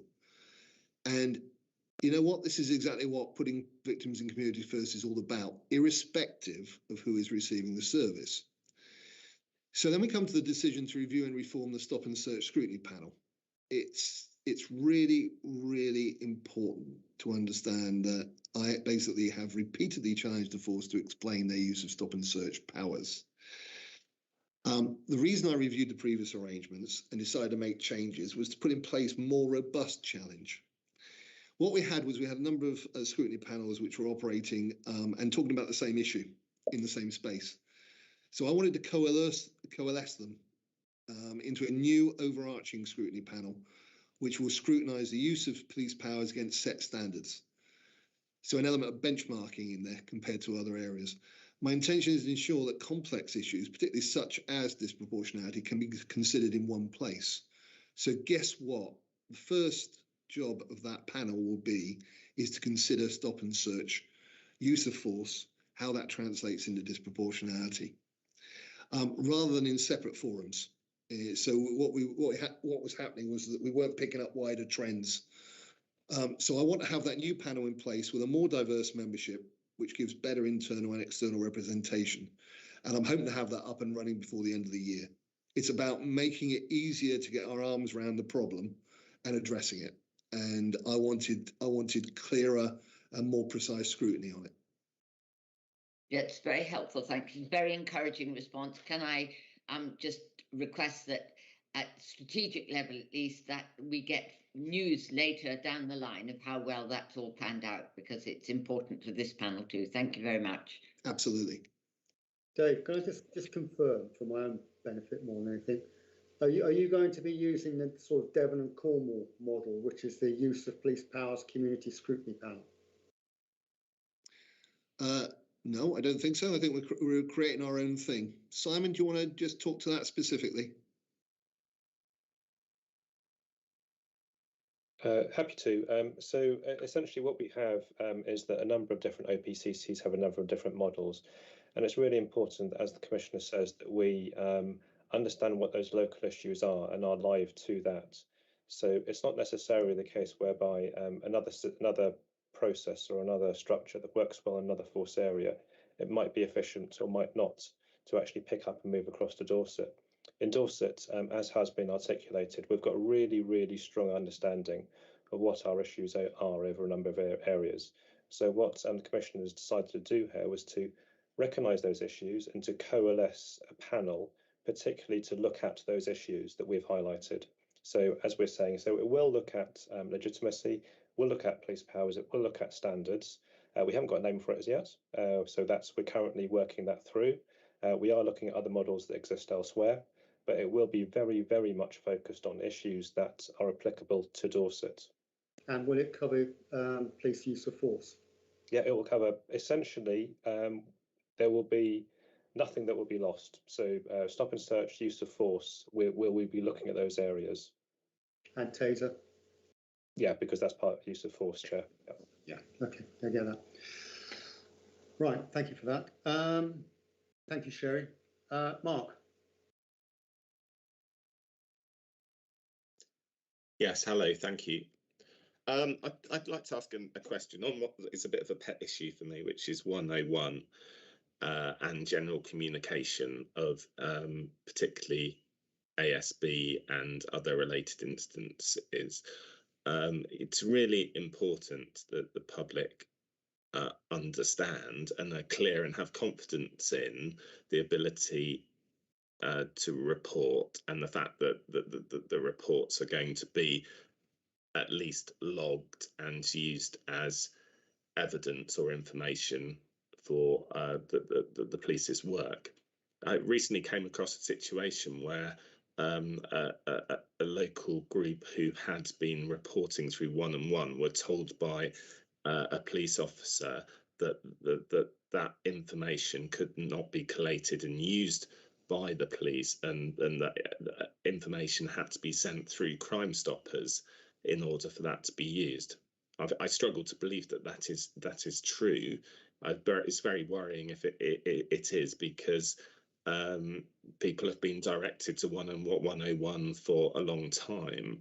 But I think it is an example of how the public is confused, and when they're confused, they're less likely to report incidences. And as a councillor, I really struggle, because I'm constantly saying to people, you have to report these instances to the police, and then when we come across instances where it seems that information is not being collated properly, or at least officers not informed how that is used, it is very difficult. So I'd like your comments on that, please.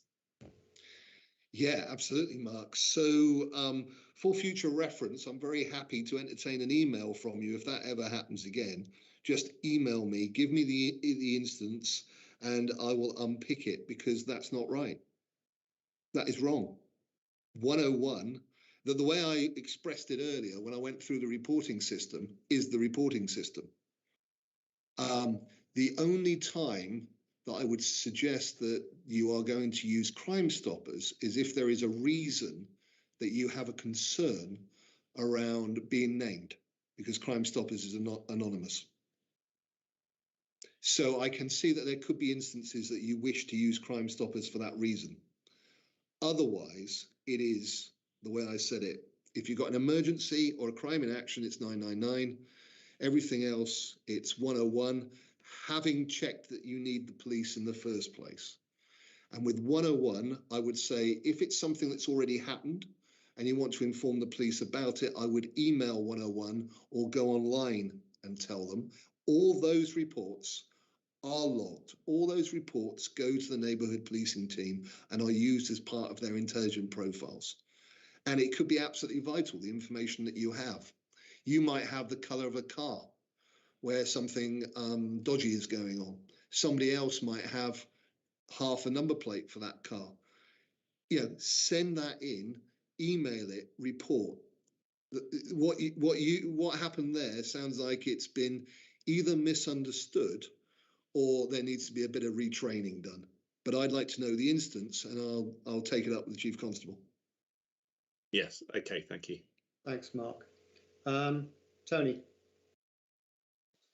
Yeah, I would actually like to ask another question on 101, because I noticed that the Home Office is seeking to procure a suitable organisation to run 101.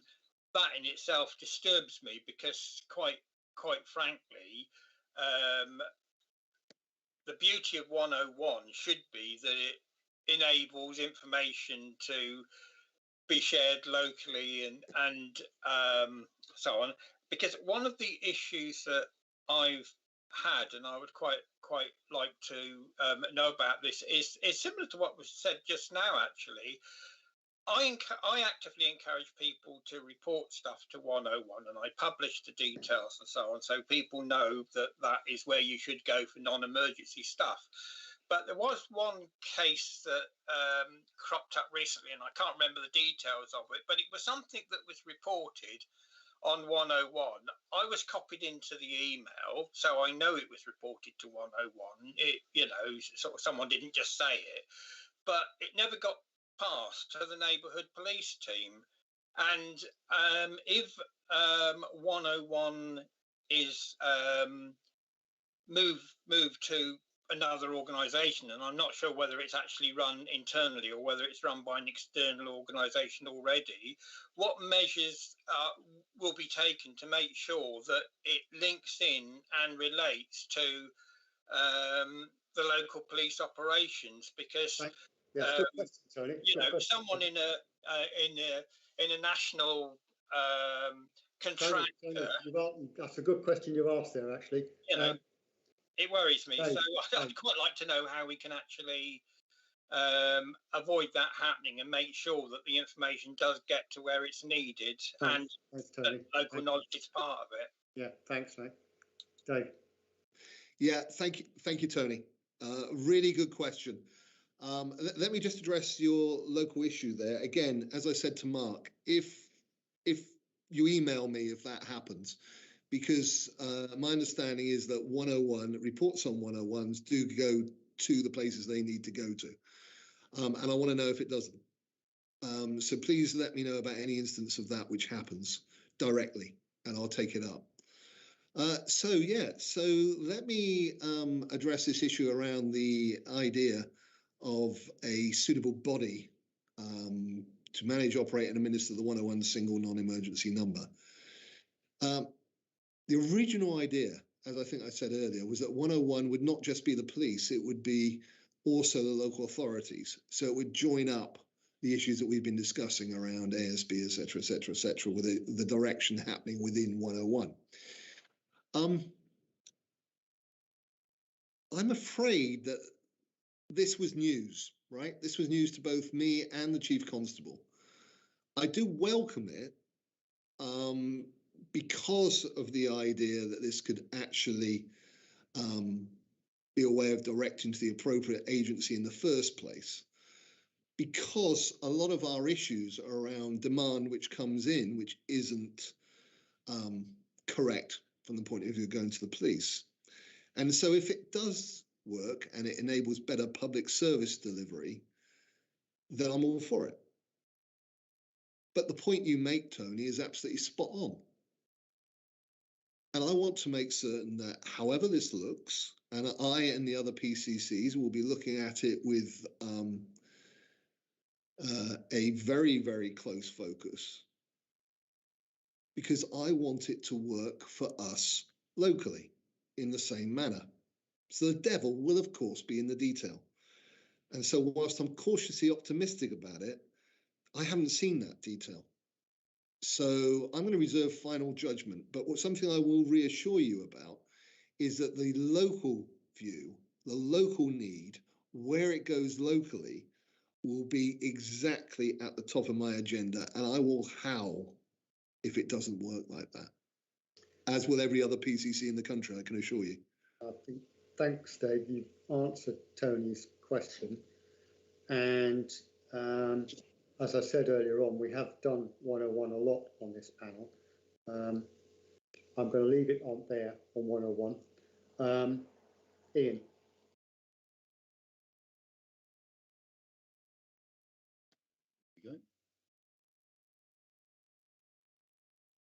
Okay, I've got a couple. The first one is in relation to page 17 in the pack, which is the making police more visible and connected.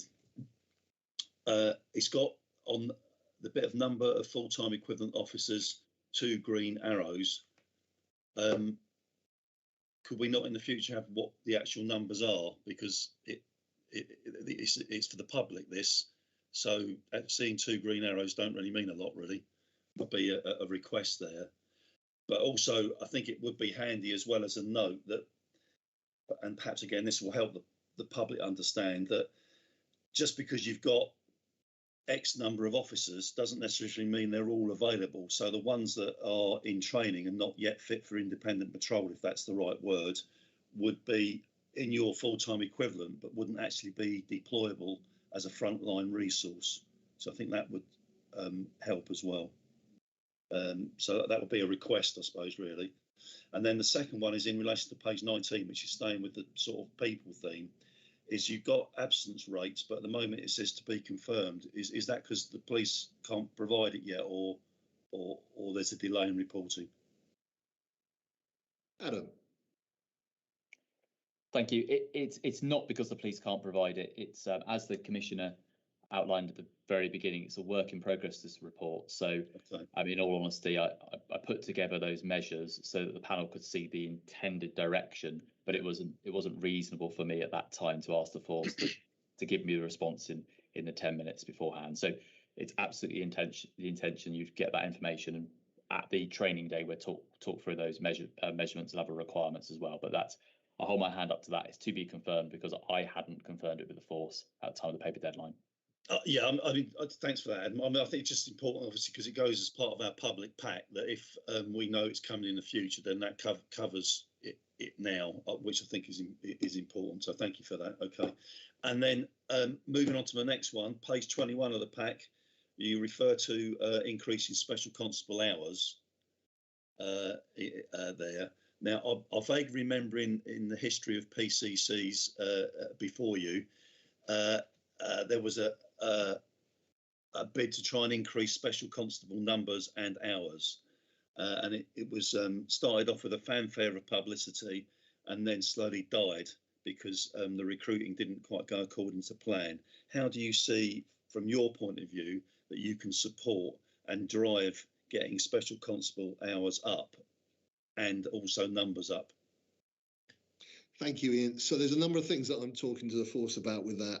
The commitment I've had is a 25% increase in specials from them. They believe that they can recruit that.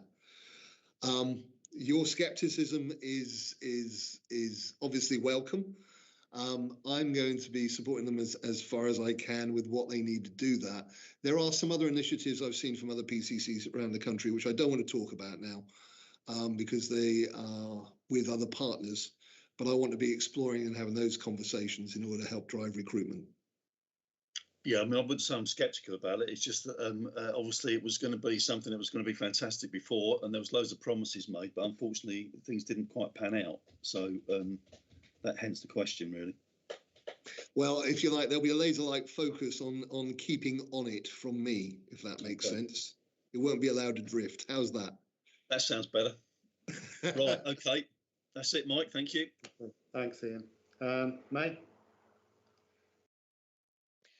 Thank you, Chair. I've got a fewer comments and some clarification as well. So with the cut crime and antisocial behaviour, absolutely welcome that pet theft actually features there, because being a pet owner, I completely get how distressing it can be if your pet gets stolen. So really, really welcome that. But the one thing I wanted to query in terms of the crime is that it was interesting to note that business crime was actually put under a different category, under the victims come first. So it's a case of, I know, Commissioner, you talked about that in future reports, we will be looking at the measures of success and what your KPIs are, etc., etc. But it's just myself trying to, I guess, reconcile, well, a business crime is a crime, so should it not actually be included as part of crime and ASB, particularly if it's petty crime such as shoplifting, etc., etc., which in and of itself may not be devastating to the people that it impacts, but nonetheless, it is still a crime, and it does irritate people that are affected. And then the other question I have relates to, I guess, which priority is it? The fight violent crime and high harm. Just to again clarify that the addiction also includes alcohol, because alcohol is actually becoming an increasing issue, and then can then lead to antisocial behavior, etc., etc. And then I will then just finish off very, very interested to hear about the fly tipping, the scrap fly tipping pilot, because for us here in BCP, we've actually launched a fly tipping pilot tackle enforcement, which is so far been going well. So I actually look forward to hearing more about the scrap fly tipping campaign and see whether we can share learnings from there, because as I say, we've also started a pilot to tackle fly tipping. That's it, Chair. Thank you. Thanks, Meg. Appreciate that. Thank Les, you. You're on. Do you want me to answer the questions?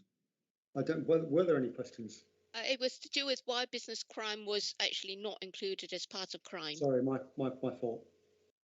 Yeah, and the other piece was about alcohol. You asked me about, was alcohol included? Yes, absolutely. Alcohol is included, both there and in our addictions and substance misuse portfolio, because I'm well aware of the damage that alcohol does in our society if it's used to excess. And I'm also very clear that we may have issues amongst our young people regarding, too much alcohol, for want of a better way of putting it. So yes, absolutely included. One of the biggest issues we had is that this is a police and crime plan.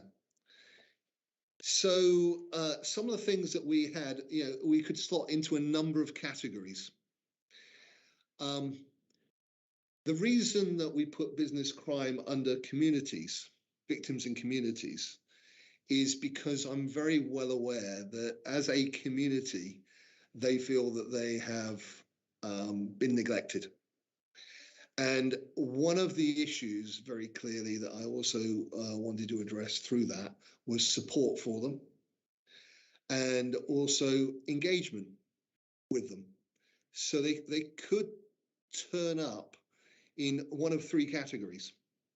And we wanted to basically have a bit of balance within the plan. So that's why we put it there.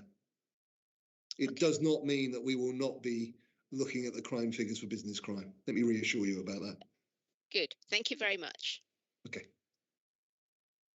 There used to be a business PCC business forum, annual business forum, which was quite useful, actually. You may wish to talk to your team about that and resurrect it. Well, we are looking at the Safer Dorset Business Partnership, which may be that with knobs on, if I can put it that way. In other words, yeah, okay. Thanks, Dave. Les, sorry. No problems at all. Commissioner, a few things over the areas I'm working on. I'm working with our communities and very passionate about that, and also with fighting rural crime. And I'm not going to really challenge too much on those yet, because you haven't been in post long enough to challenge, so to be fair, so more supportive. I'm hoping you support as well as challenge, Les. Absolutely. Now, a couple of things on rural crime. Are you including in your definition of rural crime things such as horticulture, where the theft of mowers and equipment, equestrian crime, where saddles can be very expensive and tack, and also other areas of rural crime such as alpacas, and I just widen that remit? Yes is the answer, Les. Perfect, thank you. And the measures of success indicators, when will you start to populate those, do you think? Well, I think I said at the start of the plan presentation earlier that we've got a deep dive altogether on the training day in November. That's when I want to have the benchmarks buttoned down, a lot clearer than they are now. I'm hoping those moving parts will have been addressed. The one between me and the chief is probably easier. The one expecting to see what the national benchmark measures are. So I'm hoping that all that comes together, and then we as in me, the rest of the panel and the chair can sit down and say, is this fit for purpose? One of the things that we have to be careful of is what looks good, and have an agreement of what looks good. Thank you. And there's a few other things. You're obviously aware of things like Farm Watch, Horse Watch, and Stop That Thing. So they may well become part of your plan in the measures of how successful the rural crime plan is, and also technology such as tracking devices and CCTV. You mentioned about increasing the rural crime team, which I absolutely welcome, as you might appreciate. Are you going to red circle those positions? Because, for example, I'm aware that at the moment you're about to lose one of your greatest assets in the rural crime team. And I'm also aware that on occasion, due to staffing difficulties, they get abstracted back to normal policing roles. Any thoughts on that, Commissioner? Well, you're actually asking me about operational things within the remit of the Chief Constable. But I have made it very clear, I expect the rural crime team to be increased. I expect it to be double the size what it was before. I am aware of the situation that you are talking about. I'm hoping it is addressed and sorted regarding the individual person. So where I am is I'm expecting the rural crime team to be firstly doubled and then to be increased further. That's absolutely fine. If it's not, we'll be having robust conversations. That's absolutely fine. Now I'm going to move on now to working with our communities. And one area that some of your colleagues will be aware that I was very passionate about is the Pan Dorset CCTV system. And there is an opportunity there potentially for income generation. You've got a brilliant system in Bournemouth. You've got a good system in Dorset Council, of which the PCC's office has funded some of it so far. I wonder whether there's an opportunity, and I don't expect an answer from you, to take it away, to look at it, because there are other organisations that also have CCTV, and there's an opportunity for income generation across all three public authorities there. Well, that sounds interesting. I will basically have Julie look at it. And Adam and Simon were aware of my work on that a few years ago. Okay, I'll pick up and have a nosy. The final point I want to make is around what Ian picked up about special constables and their rural crime. I'm absolutely passionate. The rural crime team do a fantastic job. Specials you could not do without them. They are a remarkable resource. But using a special constable to patrol rural areas is something that isn't particularly stimulating. They don't challenge their skills or develop their knowledge or expertise out there. So it's one to be aware of. The number of hours they do patrolling around may make them vulnerable because they don't have the skills, experience, knowledge to do the job when called upon in times of emergency. So just a word there for yourself. Well, that's a good point, Les. I would expect my chief to be experienced enough to understand that. So we'll see where we go. Thank you. Thank you for your time. Thanks, Les. George? Thank you, Chair. Yes, two questions, if I may. The first one, again, relates to the scrutiny panels that have been set up by the office of your office of the Police and Crime Commissioner to assist the police in where some outside eyes to assist your office in the scrutiny of the police. I'd just like to say that I've enjoyed my time on the customer service improvement panel, and that I echo the letter of the chair of that panel, Stephen Fawn, to Superintendent Jared Parkin of the Force Command Control Centre. The simple reason for that is because it was an ideal opportunity of the office of the PCC to actually do that connection with members of the public that could actually contribute to their lived experiences on behalf of their communities, etc., to actually say, well, this is of concern to us. And particularly in Superintendent Parkin's case, he really grasped that. So I think that was a good example of the initiative to work together.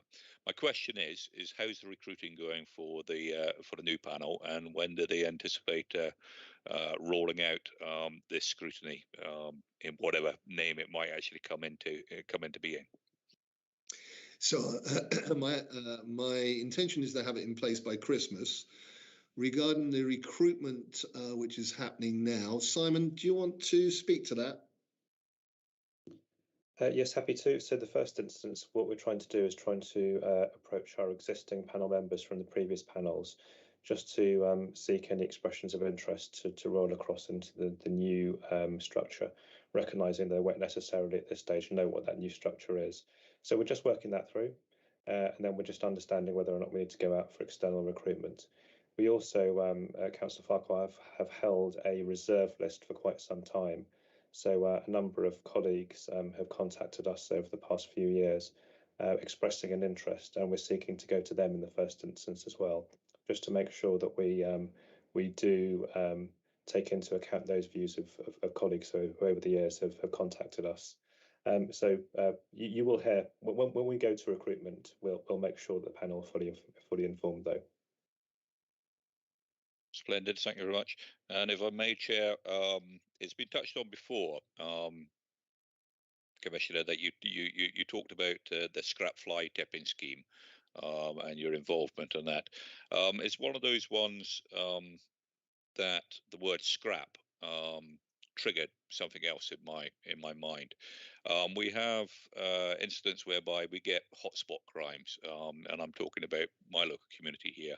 A couple of years back, it was stealing the lead off people's porches, etc.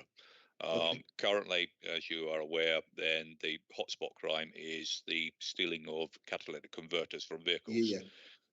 This is a great deal of concern to me, wearing the putting victims and the community first, in that because some of these incidents are actually happening in daylight hours as well as under the cover of darkness, is that the theft of property, particularly from a vehicle, that renders that vehicle inoperable, has a huge impact on that particular family, not just intrusion into their space, but also in perhaps they have care duties, work duties, getting the kids to school, a variety of bits and pieces.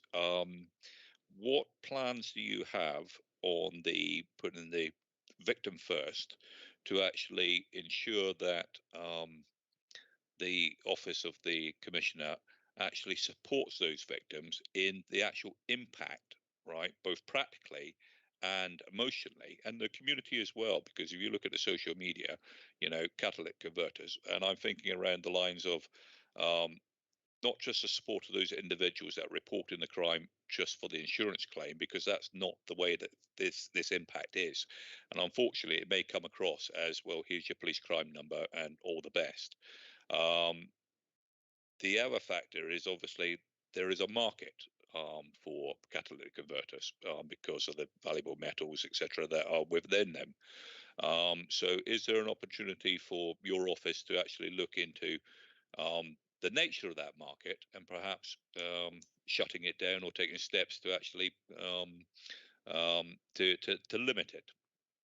Because there is an example that I have seen on social media where people are actually advertising for scrap catalytic converters to actually be given to them so that they can process it appropriately.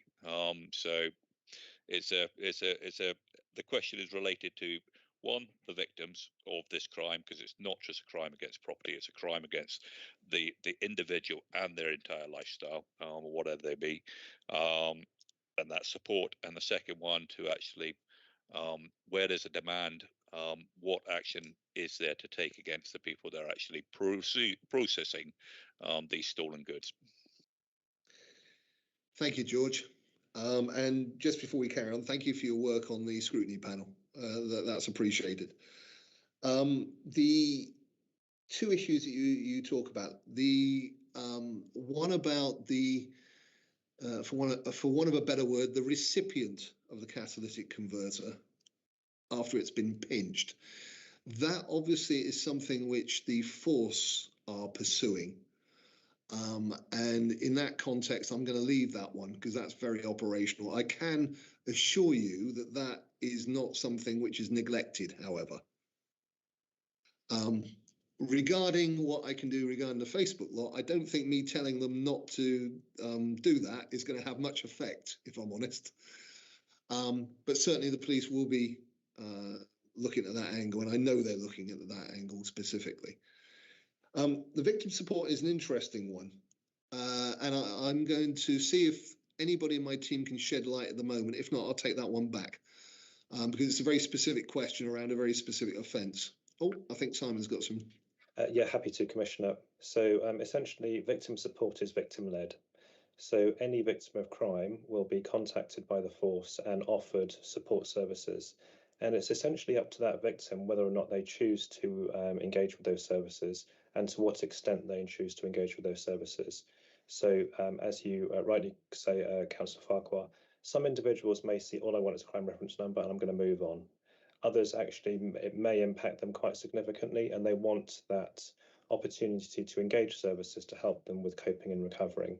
And it's not down to the nature of the crime, it's down to the individual needs of the victim about what they need when they engage with that service. And so there'll be a hugely individually focused and differential service offered to individuals.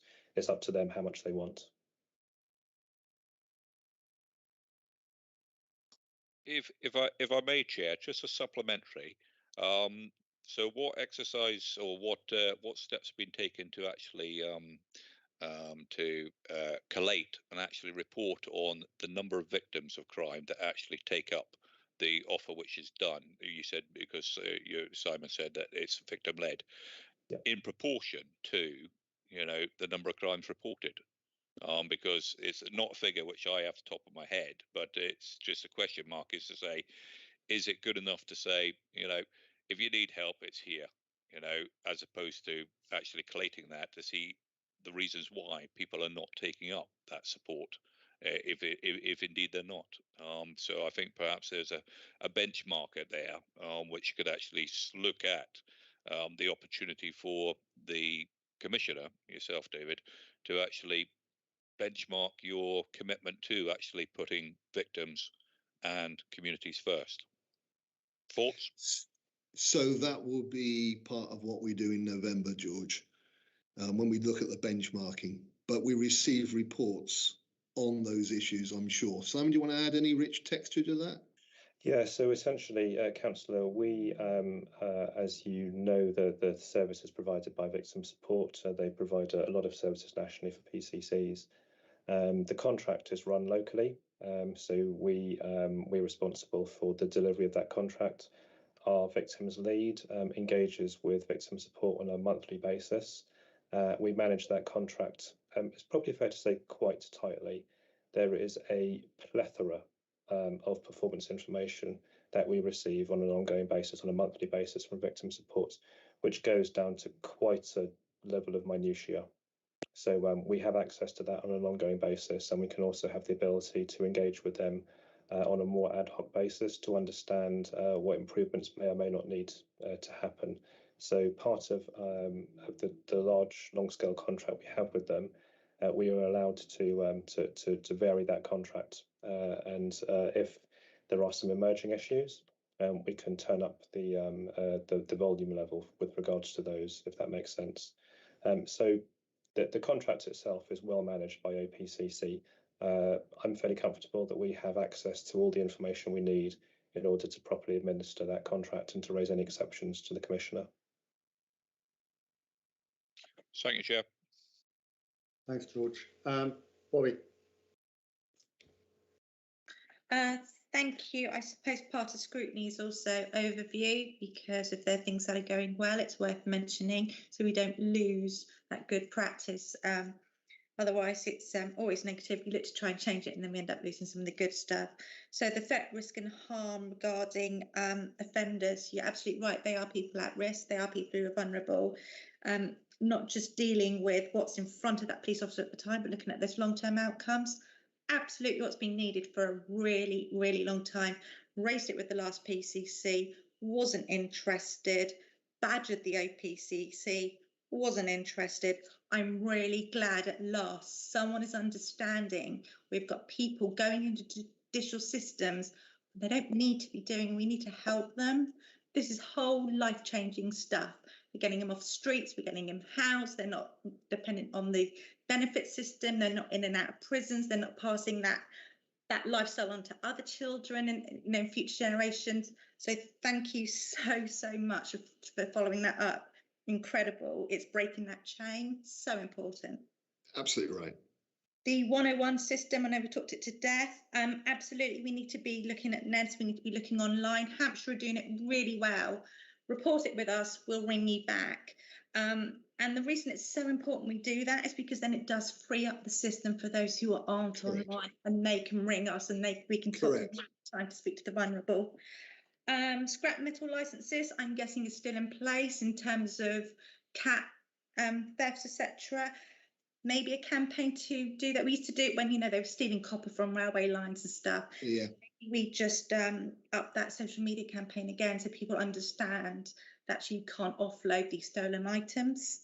ASB. So, okay, here comes the crux of my questions. So the funds for communities, ASB work, Pluscombe, Nova, Point, absolutely brilliant. Really love it.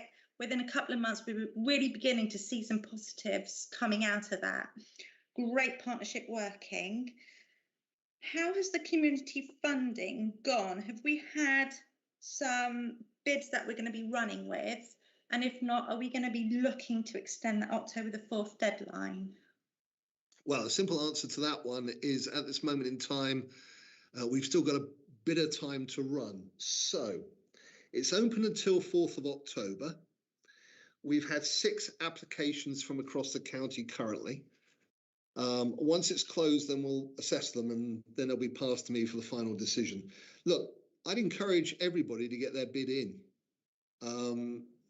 My office tell me that the majority of bids are received near the deadline. So that's fine. I get that. People want to spend, you know, as much time as possible drawing their bids together so it's the best bid possible in order to get in. Absolutely get that.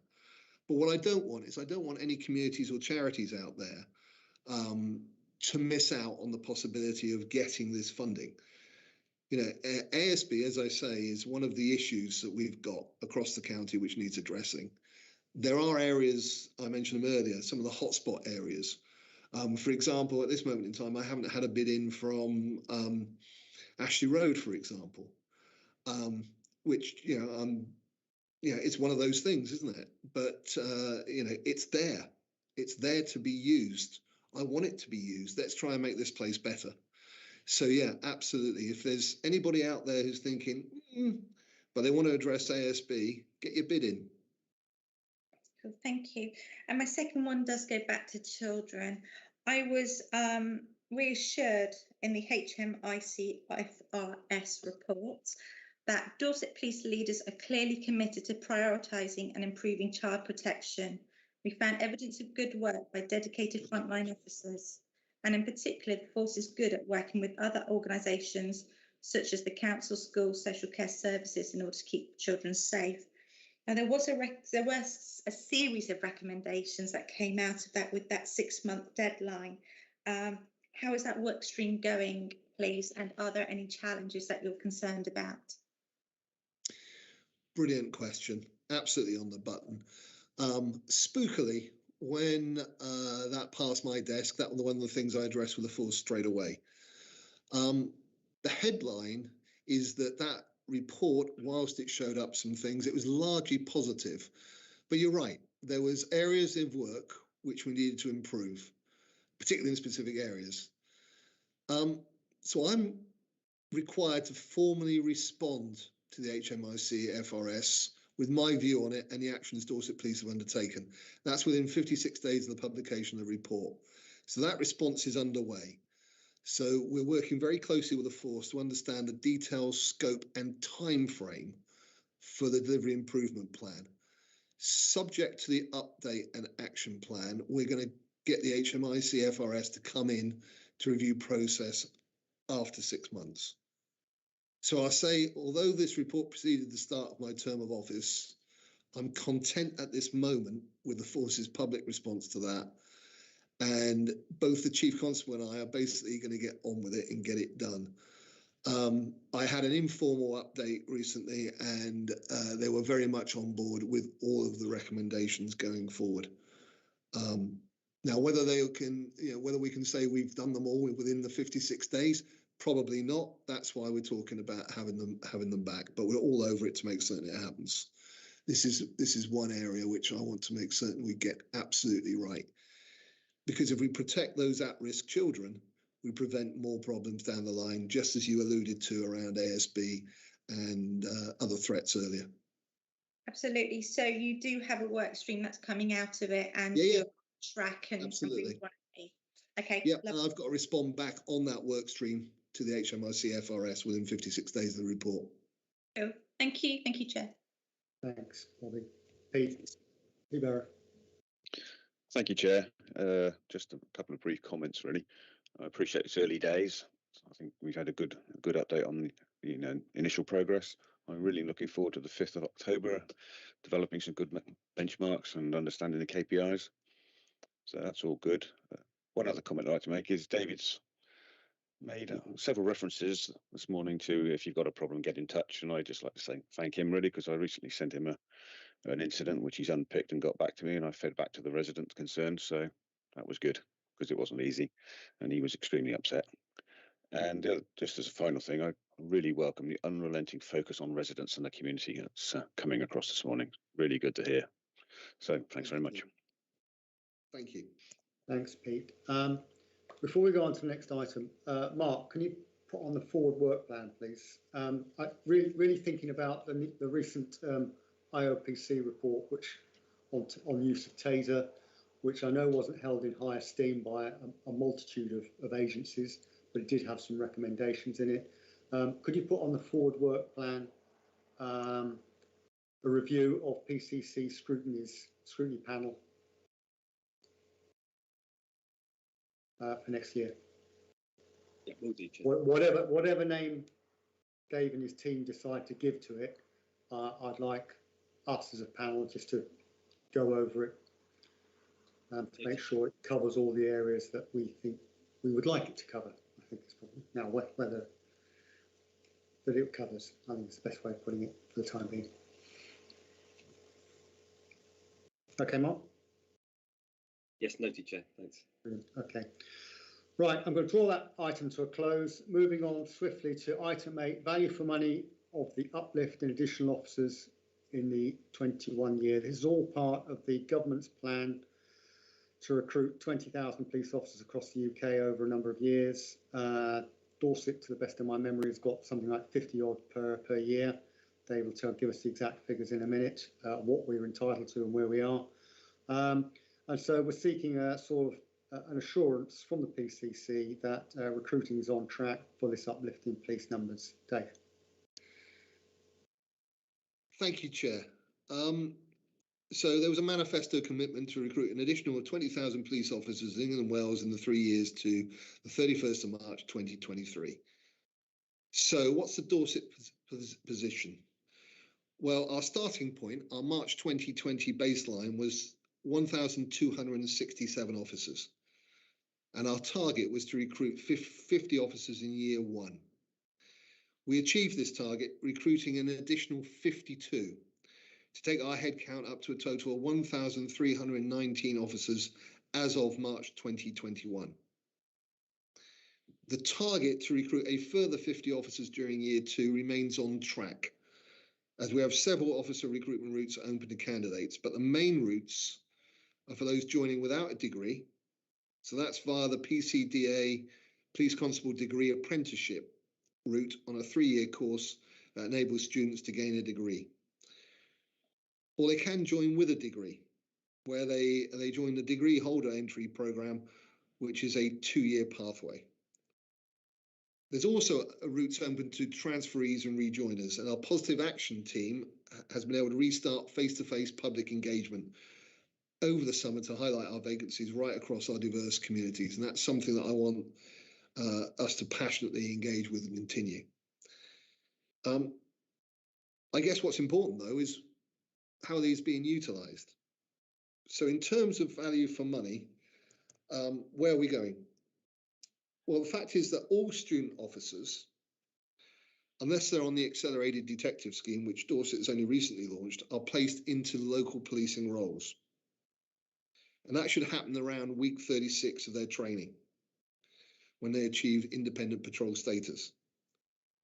These roles are then protected within the local policing command for a period of 68 or 120 weeks dependent on whether students are on a 2 or 3 year route. And that allows them to gain operational competence before they're permitted to move elsewhere within the force. But of course, many of them will continue to work within those roles once confirmed in rank for many years. So whilst working within the local policing command, student officers will be under the guidance of training and development officers, who will continue to tutor, guide and support students to achieve full operational competence and ultimately be confirmed in rank, which is one thing. So hopefully that provides members with a short overview of the police initial training process and the assurance that not only the vast majority of our new officers will spend significant periods of their training within local police commands, but significant numbers will also remain there for a prolonged period. Now, just on an aside note, I've seen some of these officers. I've been part of the initial meet, if you like, and indeed for the graduation of the ones recently. And I am very confident that we have a good bunch of new police officers coming through in Dorset who will add value to us in the ways that we want them to. Thank you. Thanks very much for that. I suppose the key point from the panel's perspective is how you as the PCC will ensure that this uplift meets your police and crime panel police and crime plan aspirations. You are absolutely right, Mike. Look, let me add. In keeping with the views of the people at Dorset, which made it very clear to me what they wanted, then I've been very clear with the chief, the new chief, that the majority of the uplift needs to go into the visible policing areas, as we've discussed before. Now, I will be holding to him account through the ways that I do hold the Chief Constable to account. So, you know, without going into all the detail, that includes weekly meetings. No, we don't need the details. It includes monthly decision-making meetings. And it also includes something called an annual appraisal. So, you know, it is not something I'm going to be letting go of. Let's put it that way. All right. Okay, then moving on to questions from the panel, if I may. Ian.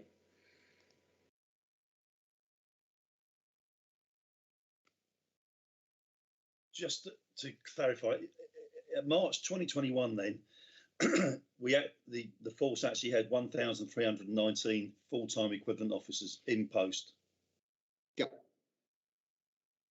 So the first question then is from your point of view, where have they gone then?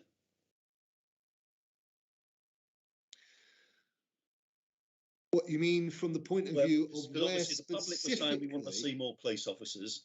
I accept that we as the public sometimes don't get that if you want to put one person out 24 hours a day, it takes 6 people to do that. Economies of scale, if you want 10 more, it takes most probably about 15 people to do that because of abstractions, etc. Right. So it is not as easy as give us another 20 on the visible policing, because 20 is not a lot of people to see. But there is a need for the public to say, yeah, okay, with those 50, I don't know, 30 of them went on local community teams and frontline, 2 went into cybercrime, 3 went into wherever they went. Oh, okay. And I'll do it by example because yeah. So that's in easy. The period that the uplift came about, the only visible thing that I've seen from Dorset is that they've increased their chief superintendent rank by 1, which is the equivalent of 3 PCs. So Ian, let's dial down the cynicism a little bit on this. No, it's not. I'm just saying that. How is the PCC satisfying yourself that they're going to be that extra uplift and the public money is going into the places that the public have asked you for, but also that we as the public don't understand fully sometimes the risks behind the scenes, i.e. county lines and things like that, and the impact they can actually have. Okay, well, look, this is an operational matter, but I'll be very clear that the establishment was raised in the local policing area by 44 officers as a result of the uplift. So 44 of the officers have gone direct to the neighbourhood policing teams. Which is excellent news, isn't it? Yeah, of the remaining 6 officers, you got an uplift of 3, which went to Alliance Operations Unit, and 3 additional supervisory roles were created, which you will understand that we need in order to make certain that everything works. So that clearly answers the question. Yeah. And I mean, and because I think that was the point that we made. I know this is before your time, but when the uplift got mentioned, that was actually what we asked for, and that was what was agreed that would be given. And I'm very clear. Now we're getting it. Yeah, and I'm very clear that that's where we need to go. Yeah. Okay. So, and in terms of then officers leaving or outgoing, then, because obviously the trouble that every employer will have is that absolutely it's great, right. Let's bring all these in, but what about the loss, the other end, if retirement? There's no point filling the bath if the plug's out. I absolutely get that. There's no point filling the bath if the plug's out. Yeah, you're absolutely right. So, in order to basically recognise that issue, the issue of officer turnover, I should reassure you that Dorset Police actually, in order to achieve that increase in establishment, actually recruited 90 officers. And from your perspective as the PCC, I take it, are you happy now that that's the uplift is actually the uplift, and it's not, as you say, the plug is not being left out? Yes, I am happy that the uplift is the uplift. The key issue now, Ian, which is what you will no doubt understand, is that this now delivers. You know, they're only just finishing their training. So it is from this autumn onwards, which is why I was very clear when I started my presentation around ASB and this summer. You know, there weren't extra officers out for this summer, and we still made certain that we got the ASB piece right and the crime right across the summer. So now we should be going forward with a much greater capability because of these new officers. So do you see that obviously the summer activity, I assume, had to be done on overtime? Yeah. Yeah. So that looking ahead, the overtime usage would decrease. Ian, you know I can't say that because it depends on the demand. If the demand goes through the roof, I think the thing would be is that overtime is great, but it only has a certain lifetime before it affects absence rates and things like that, doesn't it? Correct. Which absolutely. is why the uplift was part of the central government's thinking that we need to reduce that. Whereas so if all things are equal, then the answer to your question is yes, I would. Yeah, and obviously that I take that's something that you would do again through your regular management meetings, but also individually with the Chief Constable, as you alluded to there, appraisal time. Right, yeah, okay. Absolutely. That's me done, Chair. Thank you. Thank you very much, Ian. Sorry, caught me on the hop there. George, sorry. Secretary Chair, didn't mean to make you hop. My question follows on from Ian's question. I heard yourself, Commissioner, saying that 44 officers are direct to MPT, free for alliance units and free for supervisory, and also that you recruited 90 officers. The reason, my question relates to is when do we anticipate those officers will actually be up to speed, trained, and actually on the ground? The reason I asked that question because I had my local neighbourhood policing team that covers the ward had a public outreach event with the PCSO just to say, well, we're here for an hour on the street corner, come and chat to us. Speaking to their acting sergeant, then they're still looking forward to their colleagues from the uplift joining them. So my question really relates to can you give us an idea of the timetable where people are in their training, those which have successfully completed their training, because you say that we've recruited 90 officers, and when are the public actually going to see them visibly on the ground, particularly with the percentage that is going to the MPTs? Well, again, I think where they're coming out and exactly when, I haven't got for you because I think that's primarily an operational matter at this moment in time. But I saw 25 on their final day of training a week and a half ago, which is why I'm saying it is this autumn that they will be coming forward. Now, what I haven't got, George, and I don't think it's appropriate for me to have and display, is the training and recruitment schedule for the whole of the force at this meeting, which is what you're actually asking for. It's up to me to make certain I'm happy with that with the Chief Constable, and I'm very happy to do that. Unless, Simon, have you got any extra insight? I'm happy, Commissioner, just to reiterate the point that that you've mentioned earlier, which is that the Police Constable's degree apprenticeship, which is the route the majority of new police officers joined the service, not just in Dorset, but the service overall, is a 3-year training programme. So essentially where we are is that officers will gain something called independent patrol status around week 36 of their training. And from that point, they're then they go to something called the Probation and Development Unit. Essentially, they are working within communities, but they are also working alongside duty constables who help guide, support, advocate for them over the remainder of their training. So you will see student officers, but they are not fully fledged attested constables as yet. They are still within training. So from start to finish, it takes 3 years to train a police officer, 2 years if they join via the degree holder entry programme. And so obviously we're talking about individuals who have joined over the past year, so they are still relatively early on in their training process. And that's the nature of this uplift programme. Forces will recruit an additional 20,000 officers over the next 3 years, and those 20,000 won't necessarily hit the streets of up and down the country for a few years after that. So I think we can be clear about that. We're not necessarily going to be seeing 50 officers overnight. That's not, unfortunately, the way the police training works. Thank you. Thank you, Chair. Thanks, George. Tony. Yeah, are we happy with the retention of those we have recruited? And are there attempts made to, I'm trying to work out how best to put this, to ensure job satisfaction? I think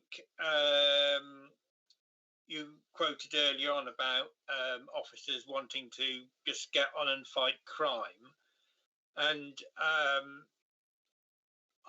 I think there's a lingering disappointment when, and you know, you quoted the figures, how long it took to deal with something, to establish that something was maybe not as urgent as it were implied, and then there was lots of paperwork that had to be done afterwards. And from a new recruit's point of view, that could be very disheartening. And I'm wondering whether there's any way of monitoring that, you know, someone being recruited to the force actually gets job satisfaction out of what they're doing. I know it's a little bit vague, but you know, it is something that sort of worries me. Tony, what you're trying to identify is what actions are being taken in order to enhance job satisfaction. I think that's probably a better way of putting it than my way of putting it. Yeah. Yeah. Dave, obviously, an area that really lies within Scott's regime, but if you could just give a short brief view.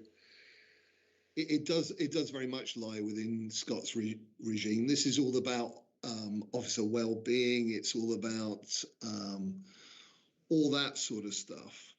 What I do know is that our retention levels are certainly on par with that across the country, and I actually think they're slightly better. Simon, can you comment on that? I can, Commissioner. So the first thing I'd say is that the application process to become a police officer is very robust and very straightforward. Initially, when individuals contact the force, they speak to police officers who give them very much a warts and all view of policing. It is, if you hear them, the presentation is actually incredibly powerful. They will talk about the fantastic opportunity they have as a police officer, the self-actualization they have, but also the time spent away from their families, the personal commitment of time, and actually some of the difficulties in frankly, engaging with members of the public, and some of the difficulty around process. We're very open and honest about that. And so actually, we are not trying to sugarcoat the role in any way, shape or form. The robustness of the application form and that process is really clear. And when we're very open, because we don't want anybody to drop out. We want people to know what they're getting into. We want them to have a good experience in training. We want them to be valuable members of the police family. So we do that initially and then all the way throughout that process as well. So there's really good support through the training team to make sure that we have got a really good understanding about issues that may or may not arise during training, and where the process can be improved. Colleagues will probably know that because obviously now that we're going down an apprenticeship scheme whereby individuals gain a degree, that training process is also subject to a degree of professionalisation around the academic side of it as well. So the police training, initial police training, is now subject to university oversight. So there's a huge raft of additional support available to police officers, to student officers, I should say, throughout the training process. But the final point I just make really quickly, Chair, is that I know that there is this sense that that police officers are hemorrhaging from the service. That just isn't true. So nationally, over the past years, in the run up to 2021, a little over 12,000 police officers joined the service, with a little over 6,000 leaving. So appreciate those numbers are, high, but essentially more people are joining than are leaving because the numbers are going up. So we just do need to recognise that. Thanks, Simon. Dave, did you want to add anything to that at all? No. David Taylor or David who? Sorry. Yeah, I muted it because of a dog. So yes, only in the context that I've met a lot of the new recruits recently, and they're very aware that actually it was a very competitive situation for them to become police officers. What Simon says is absolutely right. We don't sugarcoat it. We didn't sugarcoat it. We're very clear what the role actually shows. And I'm very pleased with the way that they are basically turning out at this moment in time, both those who have come out recently, those who have just started. When I say come out, I mean moved out into the community as part of their training, and those who are basically newbies. Look, well-being is something which is within Scott's purview, but it is something which is on my agenda to ask him about on a regular basis. And that, that, as I see it, is and ultimately, we as a panel have supported and scrutinised the PCC to ensure that he is scrutinising the police to ensure they're looking after themselves. We are where we are. So moving swiftly on, Mark Howell. Yes, I don't have any questions on this issue. Thank you. Pete Barrow? No, nothing to add, Chair. Yeah. Les, are you still here? I'm still here, Chair. I think my question's been answered in various guises. The one I was going to ask, I think that's been answered satisfactorily, so I won't prolong it any longer. But thank you, Thanks very much, Les. And I'm glad that your points have been covered as well. Dave Taylor. You pulled it back together very well. Thank you very much. A lot of the questions was in the detail of Simon and David. Thank you very much for that. It's reassuring to know that you are looking at it and it is being observed, and we're going forward, which is good news. Thank you very much. Thanks, Dave. May? I have nothing further. I just wanted to hear what the progress was, and that's all been covered. So thank you. Yeah, thanks. Sherry? Just very briefly, Mr. Chairman, through you, this is a very encouraging story that we're hearing here. So thank you very much for that. I wonder if, this is not necessarily a question that we need addressed now, but there's a challenge here then, conveying this good news story to the public. We talk about, you talk about 25 officers recently progressing to the next stage in their recruitment. We're not necessarily sharing that information with the public at large. It's known to the people who are in the inner circle. Could we give some thought about how we're telling the public that we're spending their money on new officers and that this is actually working and where these new officers are going? Because I think that would be an extremely beneficial thing to do. Thank you. While Dave's on mute, I totally agree with that. It's a good point, actually, Sherry. Yeah, so I was going to say I totally agree with that, and yes, it will be, and we will announce them at the most correct time that we can. Thank you. Thank you. Bobby? Thank you. No, David Taylor has echoed lots of what I was saying. I thank you, and I'm really glad that you're on the ball with this. Yeah, thank you. Ian, you've got a point? Yeah, it was just a point of clarification. Unless I misunderstood it, at 36 weeks, the officers themselves are being utilised to do work primarily in their on their posting on the response or intervention. I don't know what the word is.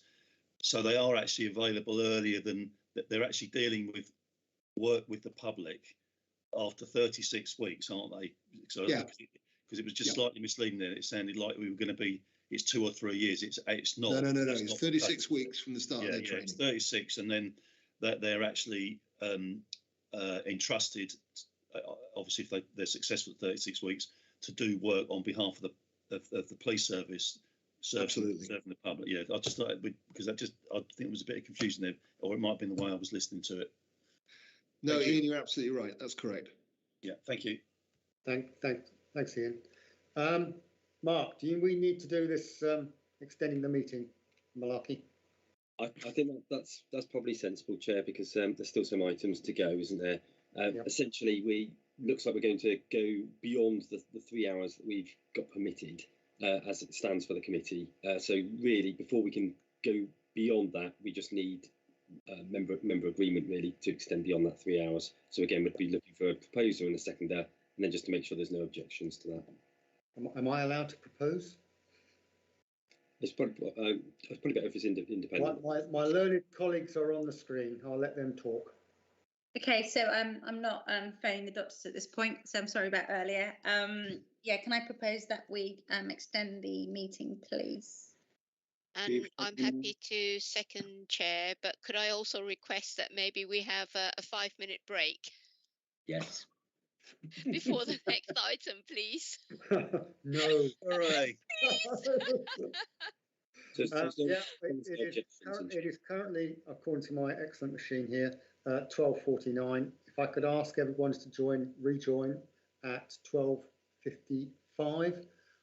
We've got item 9, which is the next big chunk, and then we're virtually finished. So 12:55 then, please, players. Thanks. Thank you, Chair.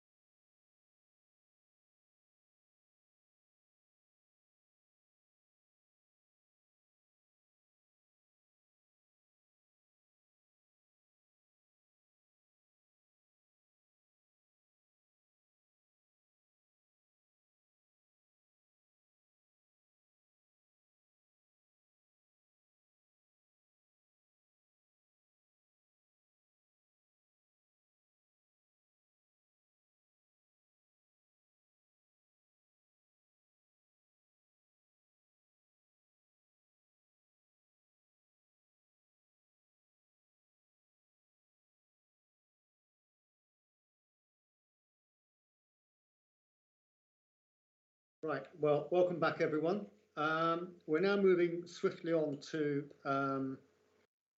item 9, Innovation Fund Review. This fell out from, we did a review or did the same subject this time last year, and the panel had slight concerns about the Innovation Fund Review or the Innovation Fund being used for staff posts and how this would, and also procurement of equipment, and how this would then move into the funding for this, move into the actual program or be programmed for the future.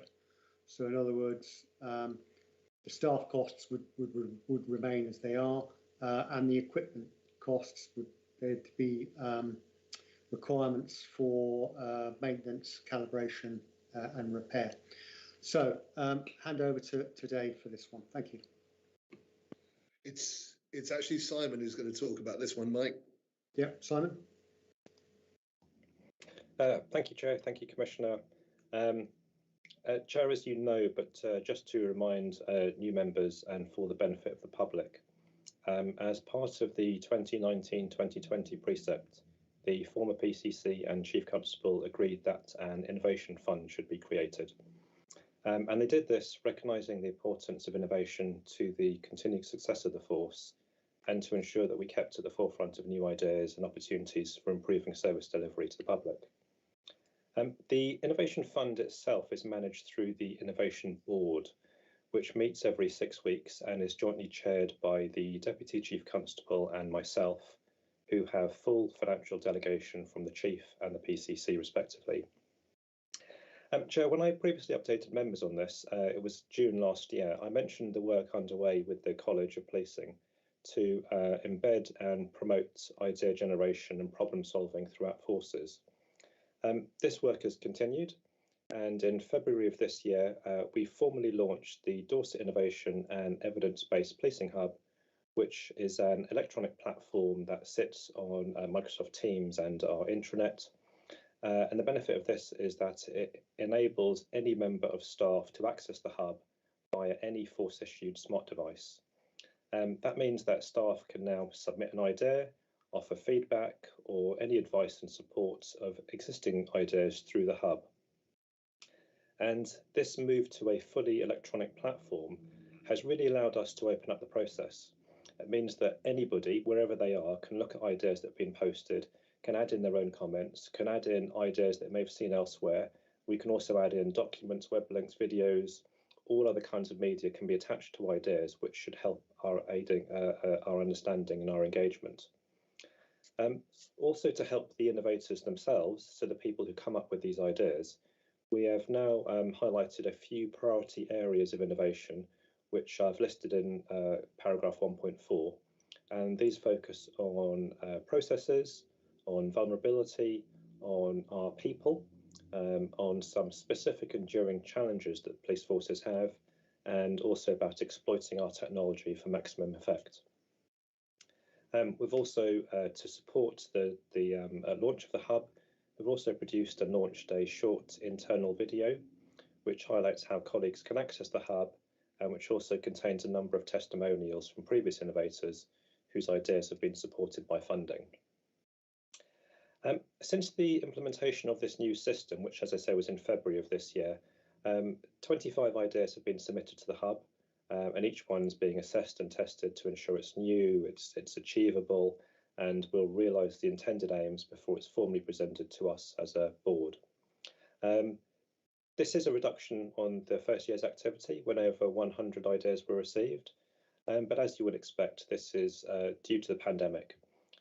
As policing activity over the last several months has really been focused on meeting those demands, and our innovation has very much been focused and concentrated around rapidly delivering new ways of working. So that is things like the accelerated rollouts of laptops and other smart devices, the accelerated rollout of the Microsoft Office 365 platform, and the provision of additional monitors and webcams and mice and keyboards and things like that to manage remote and home working. And all that's been supported by a lot of work that's been done behind the scenes to, and forgive the non-technical term, but to kind of strengthen our network backbone to manage this significant additional load of video-enabled meetings and all the other ad hoc electronic communication that we're now utilising. So most of that innovation was managed through our COVID-19 command structures rather than by the innovation board itself. So a lot of ideas weren't rooted and have been included in the hub. So important though to recognise that even though the number of ideas coming through the hub itself have reduced, that the culture of innovation that was fostered by the innovation board has really proved invaluable during this period and really helped us come up with some good ideas that we've implemented through the COVID-19 structures. Chair, just in terms of the finances, and as I've mentioned, because the number of bids were slightly reduced, we've funded £195,000 worth of funding in 2020-2021, which left a total of around £337,000, which has been carried forward into the Innovation Fund for 2021-22. Chair, as usual, I've included several highlights there for members' awareness, which starts at paragraph 3.5. I'll just, if I may, pick out a couple of those very quickly. The first being an example of new technology, and the second being an example of partnership working. So the technology example is Good Sam, which is a communications platform. This was originally created by a group of clinicians who are based in London to improve the response to those suffering a cardiac arrest. And over the past several years, this platform has grown considerably and is now quite tightly integrated into the NHS comm system, with those tools being used to manage emergency deployment across ambulance trusts, and also, for example, to manage the, I think it's circa 750,000 NHS volunteers who've supported health services during the pandemic. Over that time, the system has also had a growing number of usage from other emergency services, notably the police, and we are currently trialling it from our control room. And what this does, it allows officers and staff based in the control room to view live video streams from incidents by members of the public who call into the control room, sharing the feed from their mobile phone camera to the force control room. This system also provides real-time location data, which obviously aids deployment significantly and enables us to securely record and save the video and audio from those incidents for evidential use. So this is currently being trialled at the moment. The trial completes in November, and early results are very promising, but obviously I don't want to prejudge the outcome of the review, but it's probably fair to say that the expectation is for the system to become more widely implemented following that review. And then our partnership working example, Chair, is the mental health triage vehicle, which is a joint innovation by Dorset Police, the Dorset Mental Health Service and the South Western Ambulance Service Trust. So these agencies committed to a 15-week trial in which a vehicle was jointly crewed by a mix of a mental health practitioner, a paramedic and a police officer, and operated in peak times across the BCP conurbation. The evaluation of that trial found a range of positive results, which really were actually quite supportive. So they included a 40% reduction in the use of Section 136 of the Mental Health Act. So those are where individuals are safeguarded by placing them into police detention. It was also noted that by having a mental health practitioner on scene, police officers could easily hand over to them more quickly once the potential danger to the individual and to the member of the public had been assessed, thereby freeing up their time for other work. As a result, all of the agencies involved have committed to extend this service until March 2022, which is fantastic. And as I say, Chair, there are some other examples included in the paper for members' awareness, but just really wanted to close by just saying that we are really very clear that the Innovation Board and the Innovation Fund remain a tremendously useful endeavour. The work has spearheaded the embedding of innovation and problem solving across the force. It's provided opportunities for staff at all levels to identify new and innovative ways of working. And now, as I believe I said last year, and I'll reiterate now, Dorset has really been a vanguard amongst this. And now other forces are starting to come into us and see and copy what we're doing. Most recently, Devon and Cornwall have set up their innovation hub, which is exactly modelled on ours. And this has really been a benefit as well, because it allows us and our officers who are engaged in innovation to share their best practice, to share the positive experience of Dorset to date. And that really helps us drive forward and continue to drive forward our own innovation. Thank you, Chair. Hope that's helpful, and obviously happy to take any questions. Yeah, outstanding. Thanks, Simon. And I fully get the Section 136 element, because it enables the mental health practitioner to triage the patient there and then on the spot, rather than police officers being taken away from their main effort, their main duty, by escorting the person to a hospital or police detention. So I think that's a really good idea you've got there. I think it was from the panel's perspective, it was the concept that, or the idea that the innovation funds the concept, the acquisition, and the deployment of the idea, but it was the actual how is the in-service element, how is the funding for that programmed?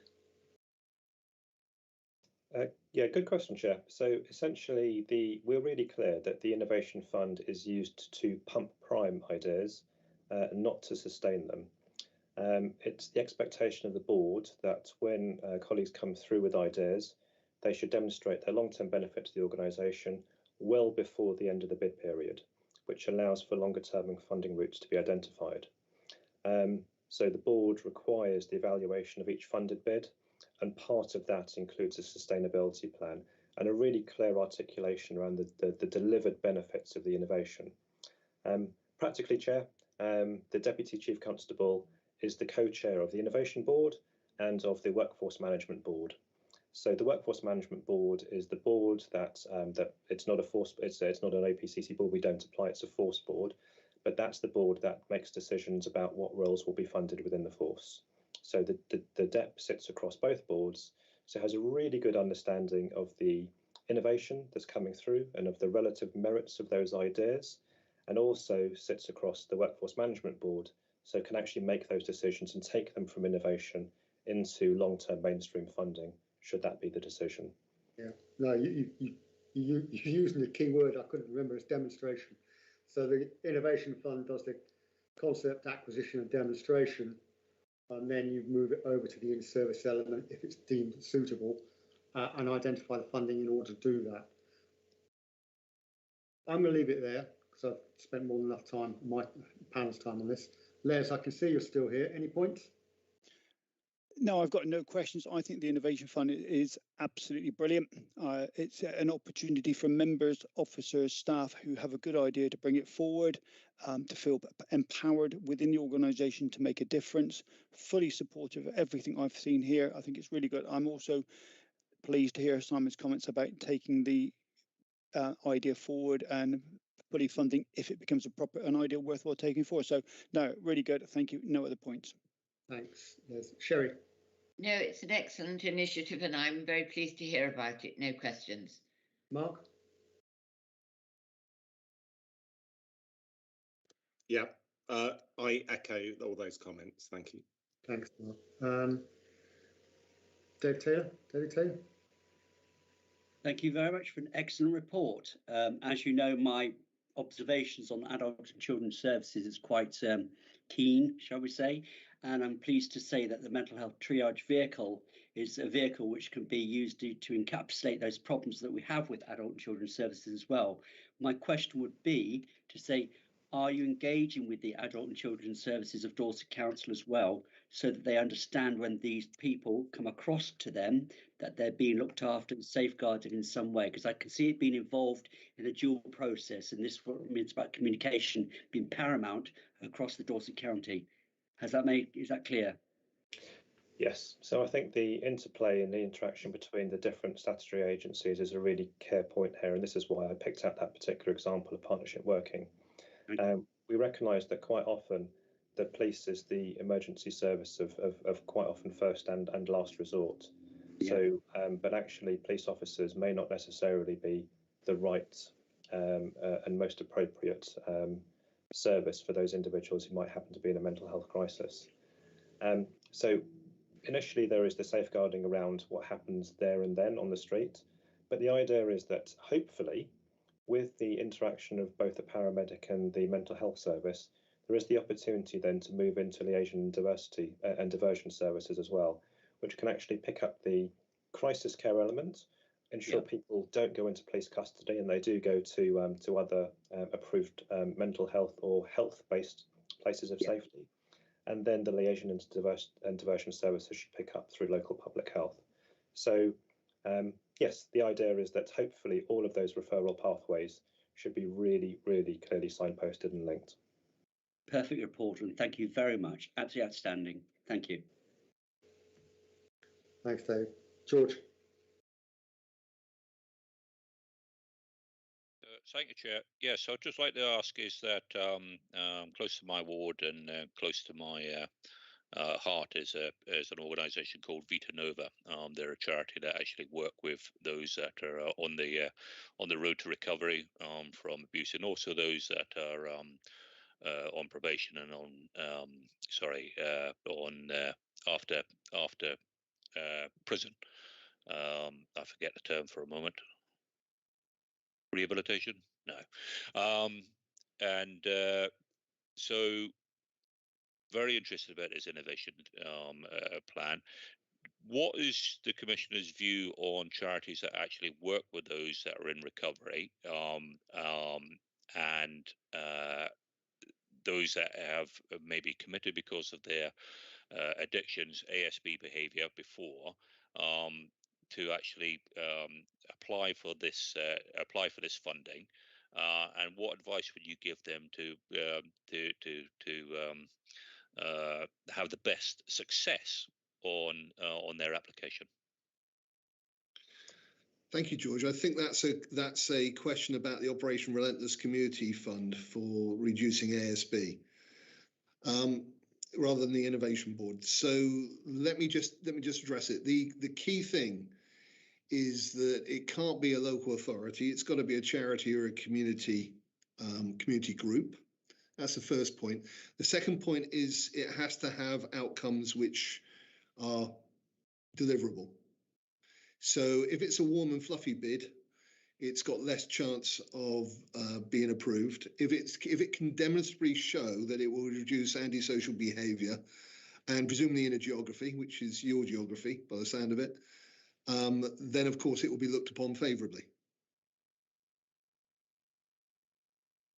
Thank you, Chair, for my indulgence, and thank you, David, for your indulgence as well.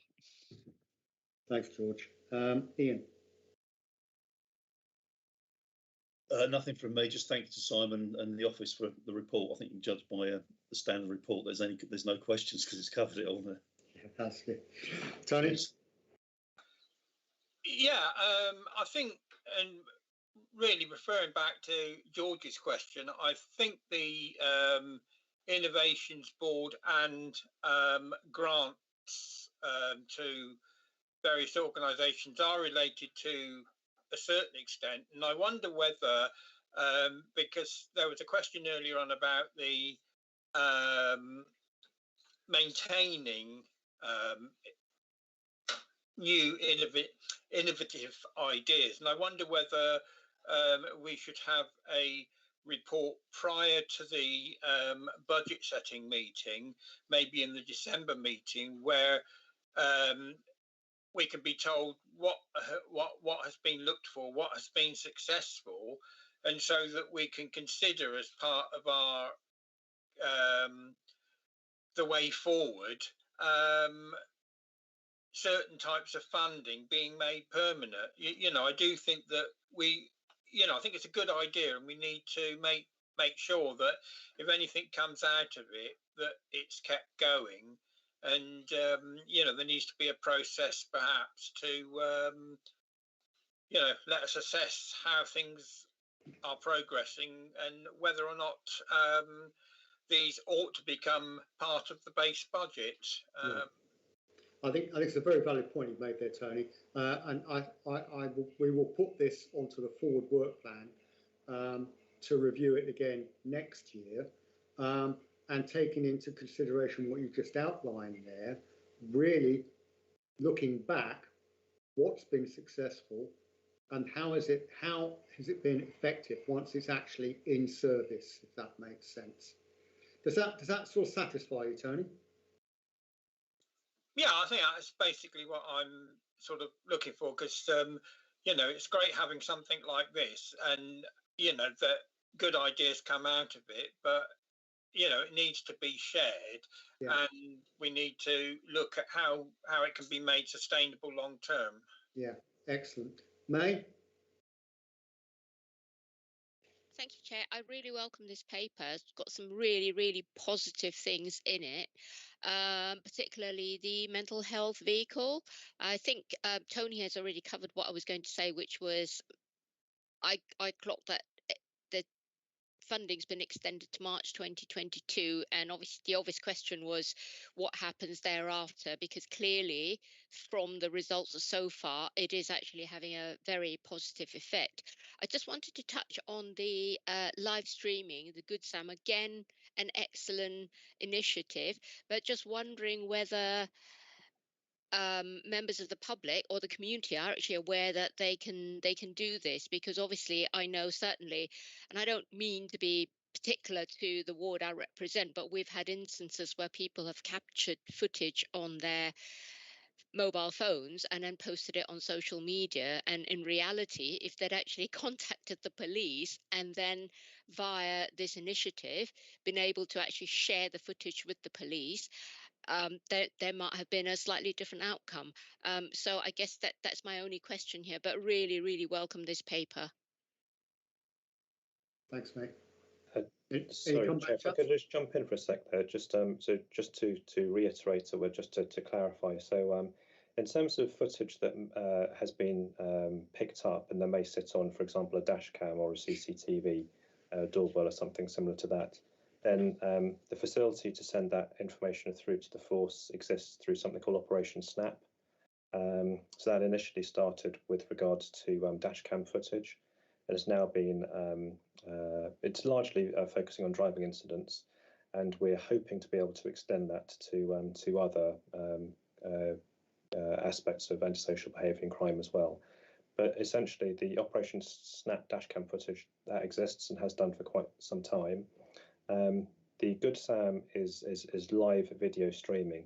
So the way it works is that if I contact Dorset Police on 101 or more than likely 999 to say that a live incident, then what can happen is if the operator says, well, are you able to can you view it from a safe location, and are you happy to share that information with us?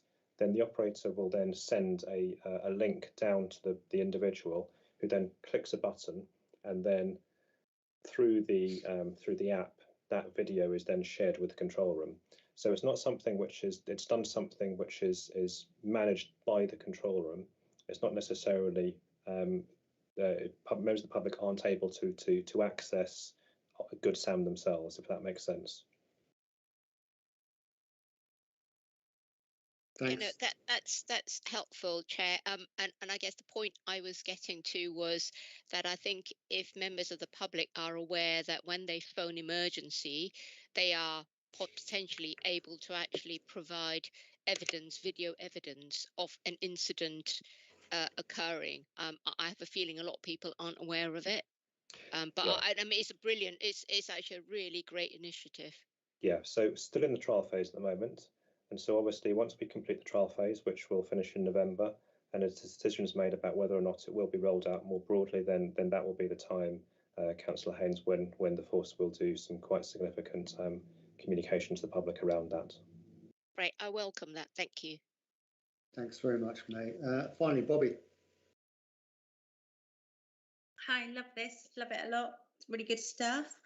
I'm just wondering, because now it's being rolled out a bit more wider, what we're doing in terms of looking at what other forces are bringing to their versions of the innovation boards, and how we are going to start to nick some of their ideas as well. So if I can say a couple of things about that. I've been trying to nick ideas off of every PCC who I've come across for the last 3.5 years, and I'll continue to do that. The Association of Police and Crime Commissioners are just actually recruiting for somebody who will share best practice amongst us. So we've got some mechanisms in place in order to do that from the point of view of the PCC. Simon, do you want to talk about how the force do it? Yep, happy to, Chair. So, sorry, Commissioner, even where we are is that the College of Policing is sponsoring an innovation broker program, which is basically to identify an innovation lead within each force, and then for those brokers, those knowledge brokers, to come together on an occasional basis to share ideas, best practice and the like. It's essentially where our idea for an innovation hub was presented. We presented that to, Dorset Police presented that to the College of Policing Innovation Brokers last year, hence why it's been picked up by a number of other forces. So that's essentially where we are. At the moment, it's probably fair to say that we are ahead of the curve compared to other forces, but I'm sure there will be some really good ideas coming through other forces which we can borrow with pride in due course. Thank you. Brilliant, thank you. That's all, Chair. Thanks, Bobby. And thank you, Simon, and thank you for your excellent Freudian slip there. Moving swiftly on to item 10, complaints update. Ian. You'll be pleased to know, Chair, there's none. I'm sure the PCC will be pleased to know as well. Yeah, I suppose so, and the PCC, but there is none. Okay, thank you very much for that. Moving swiftly on then again, item 11, work plan, forward work plan. Mark, please. I mean, it's a very comprehensive and detailed work plan circulated with the agenda.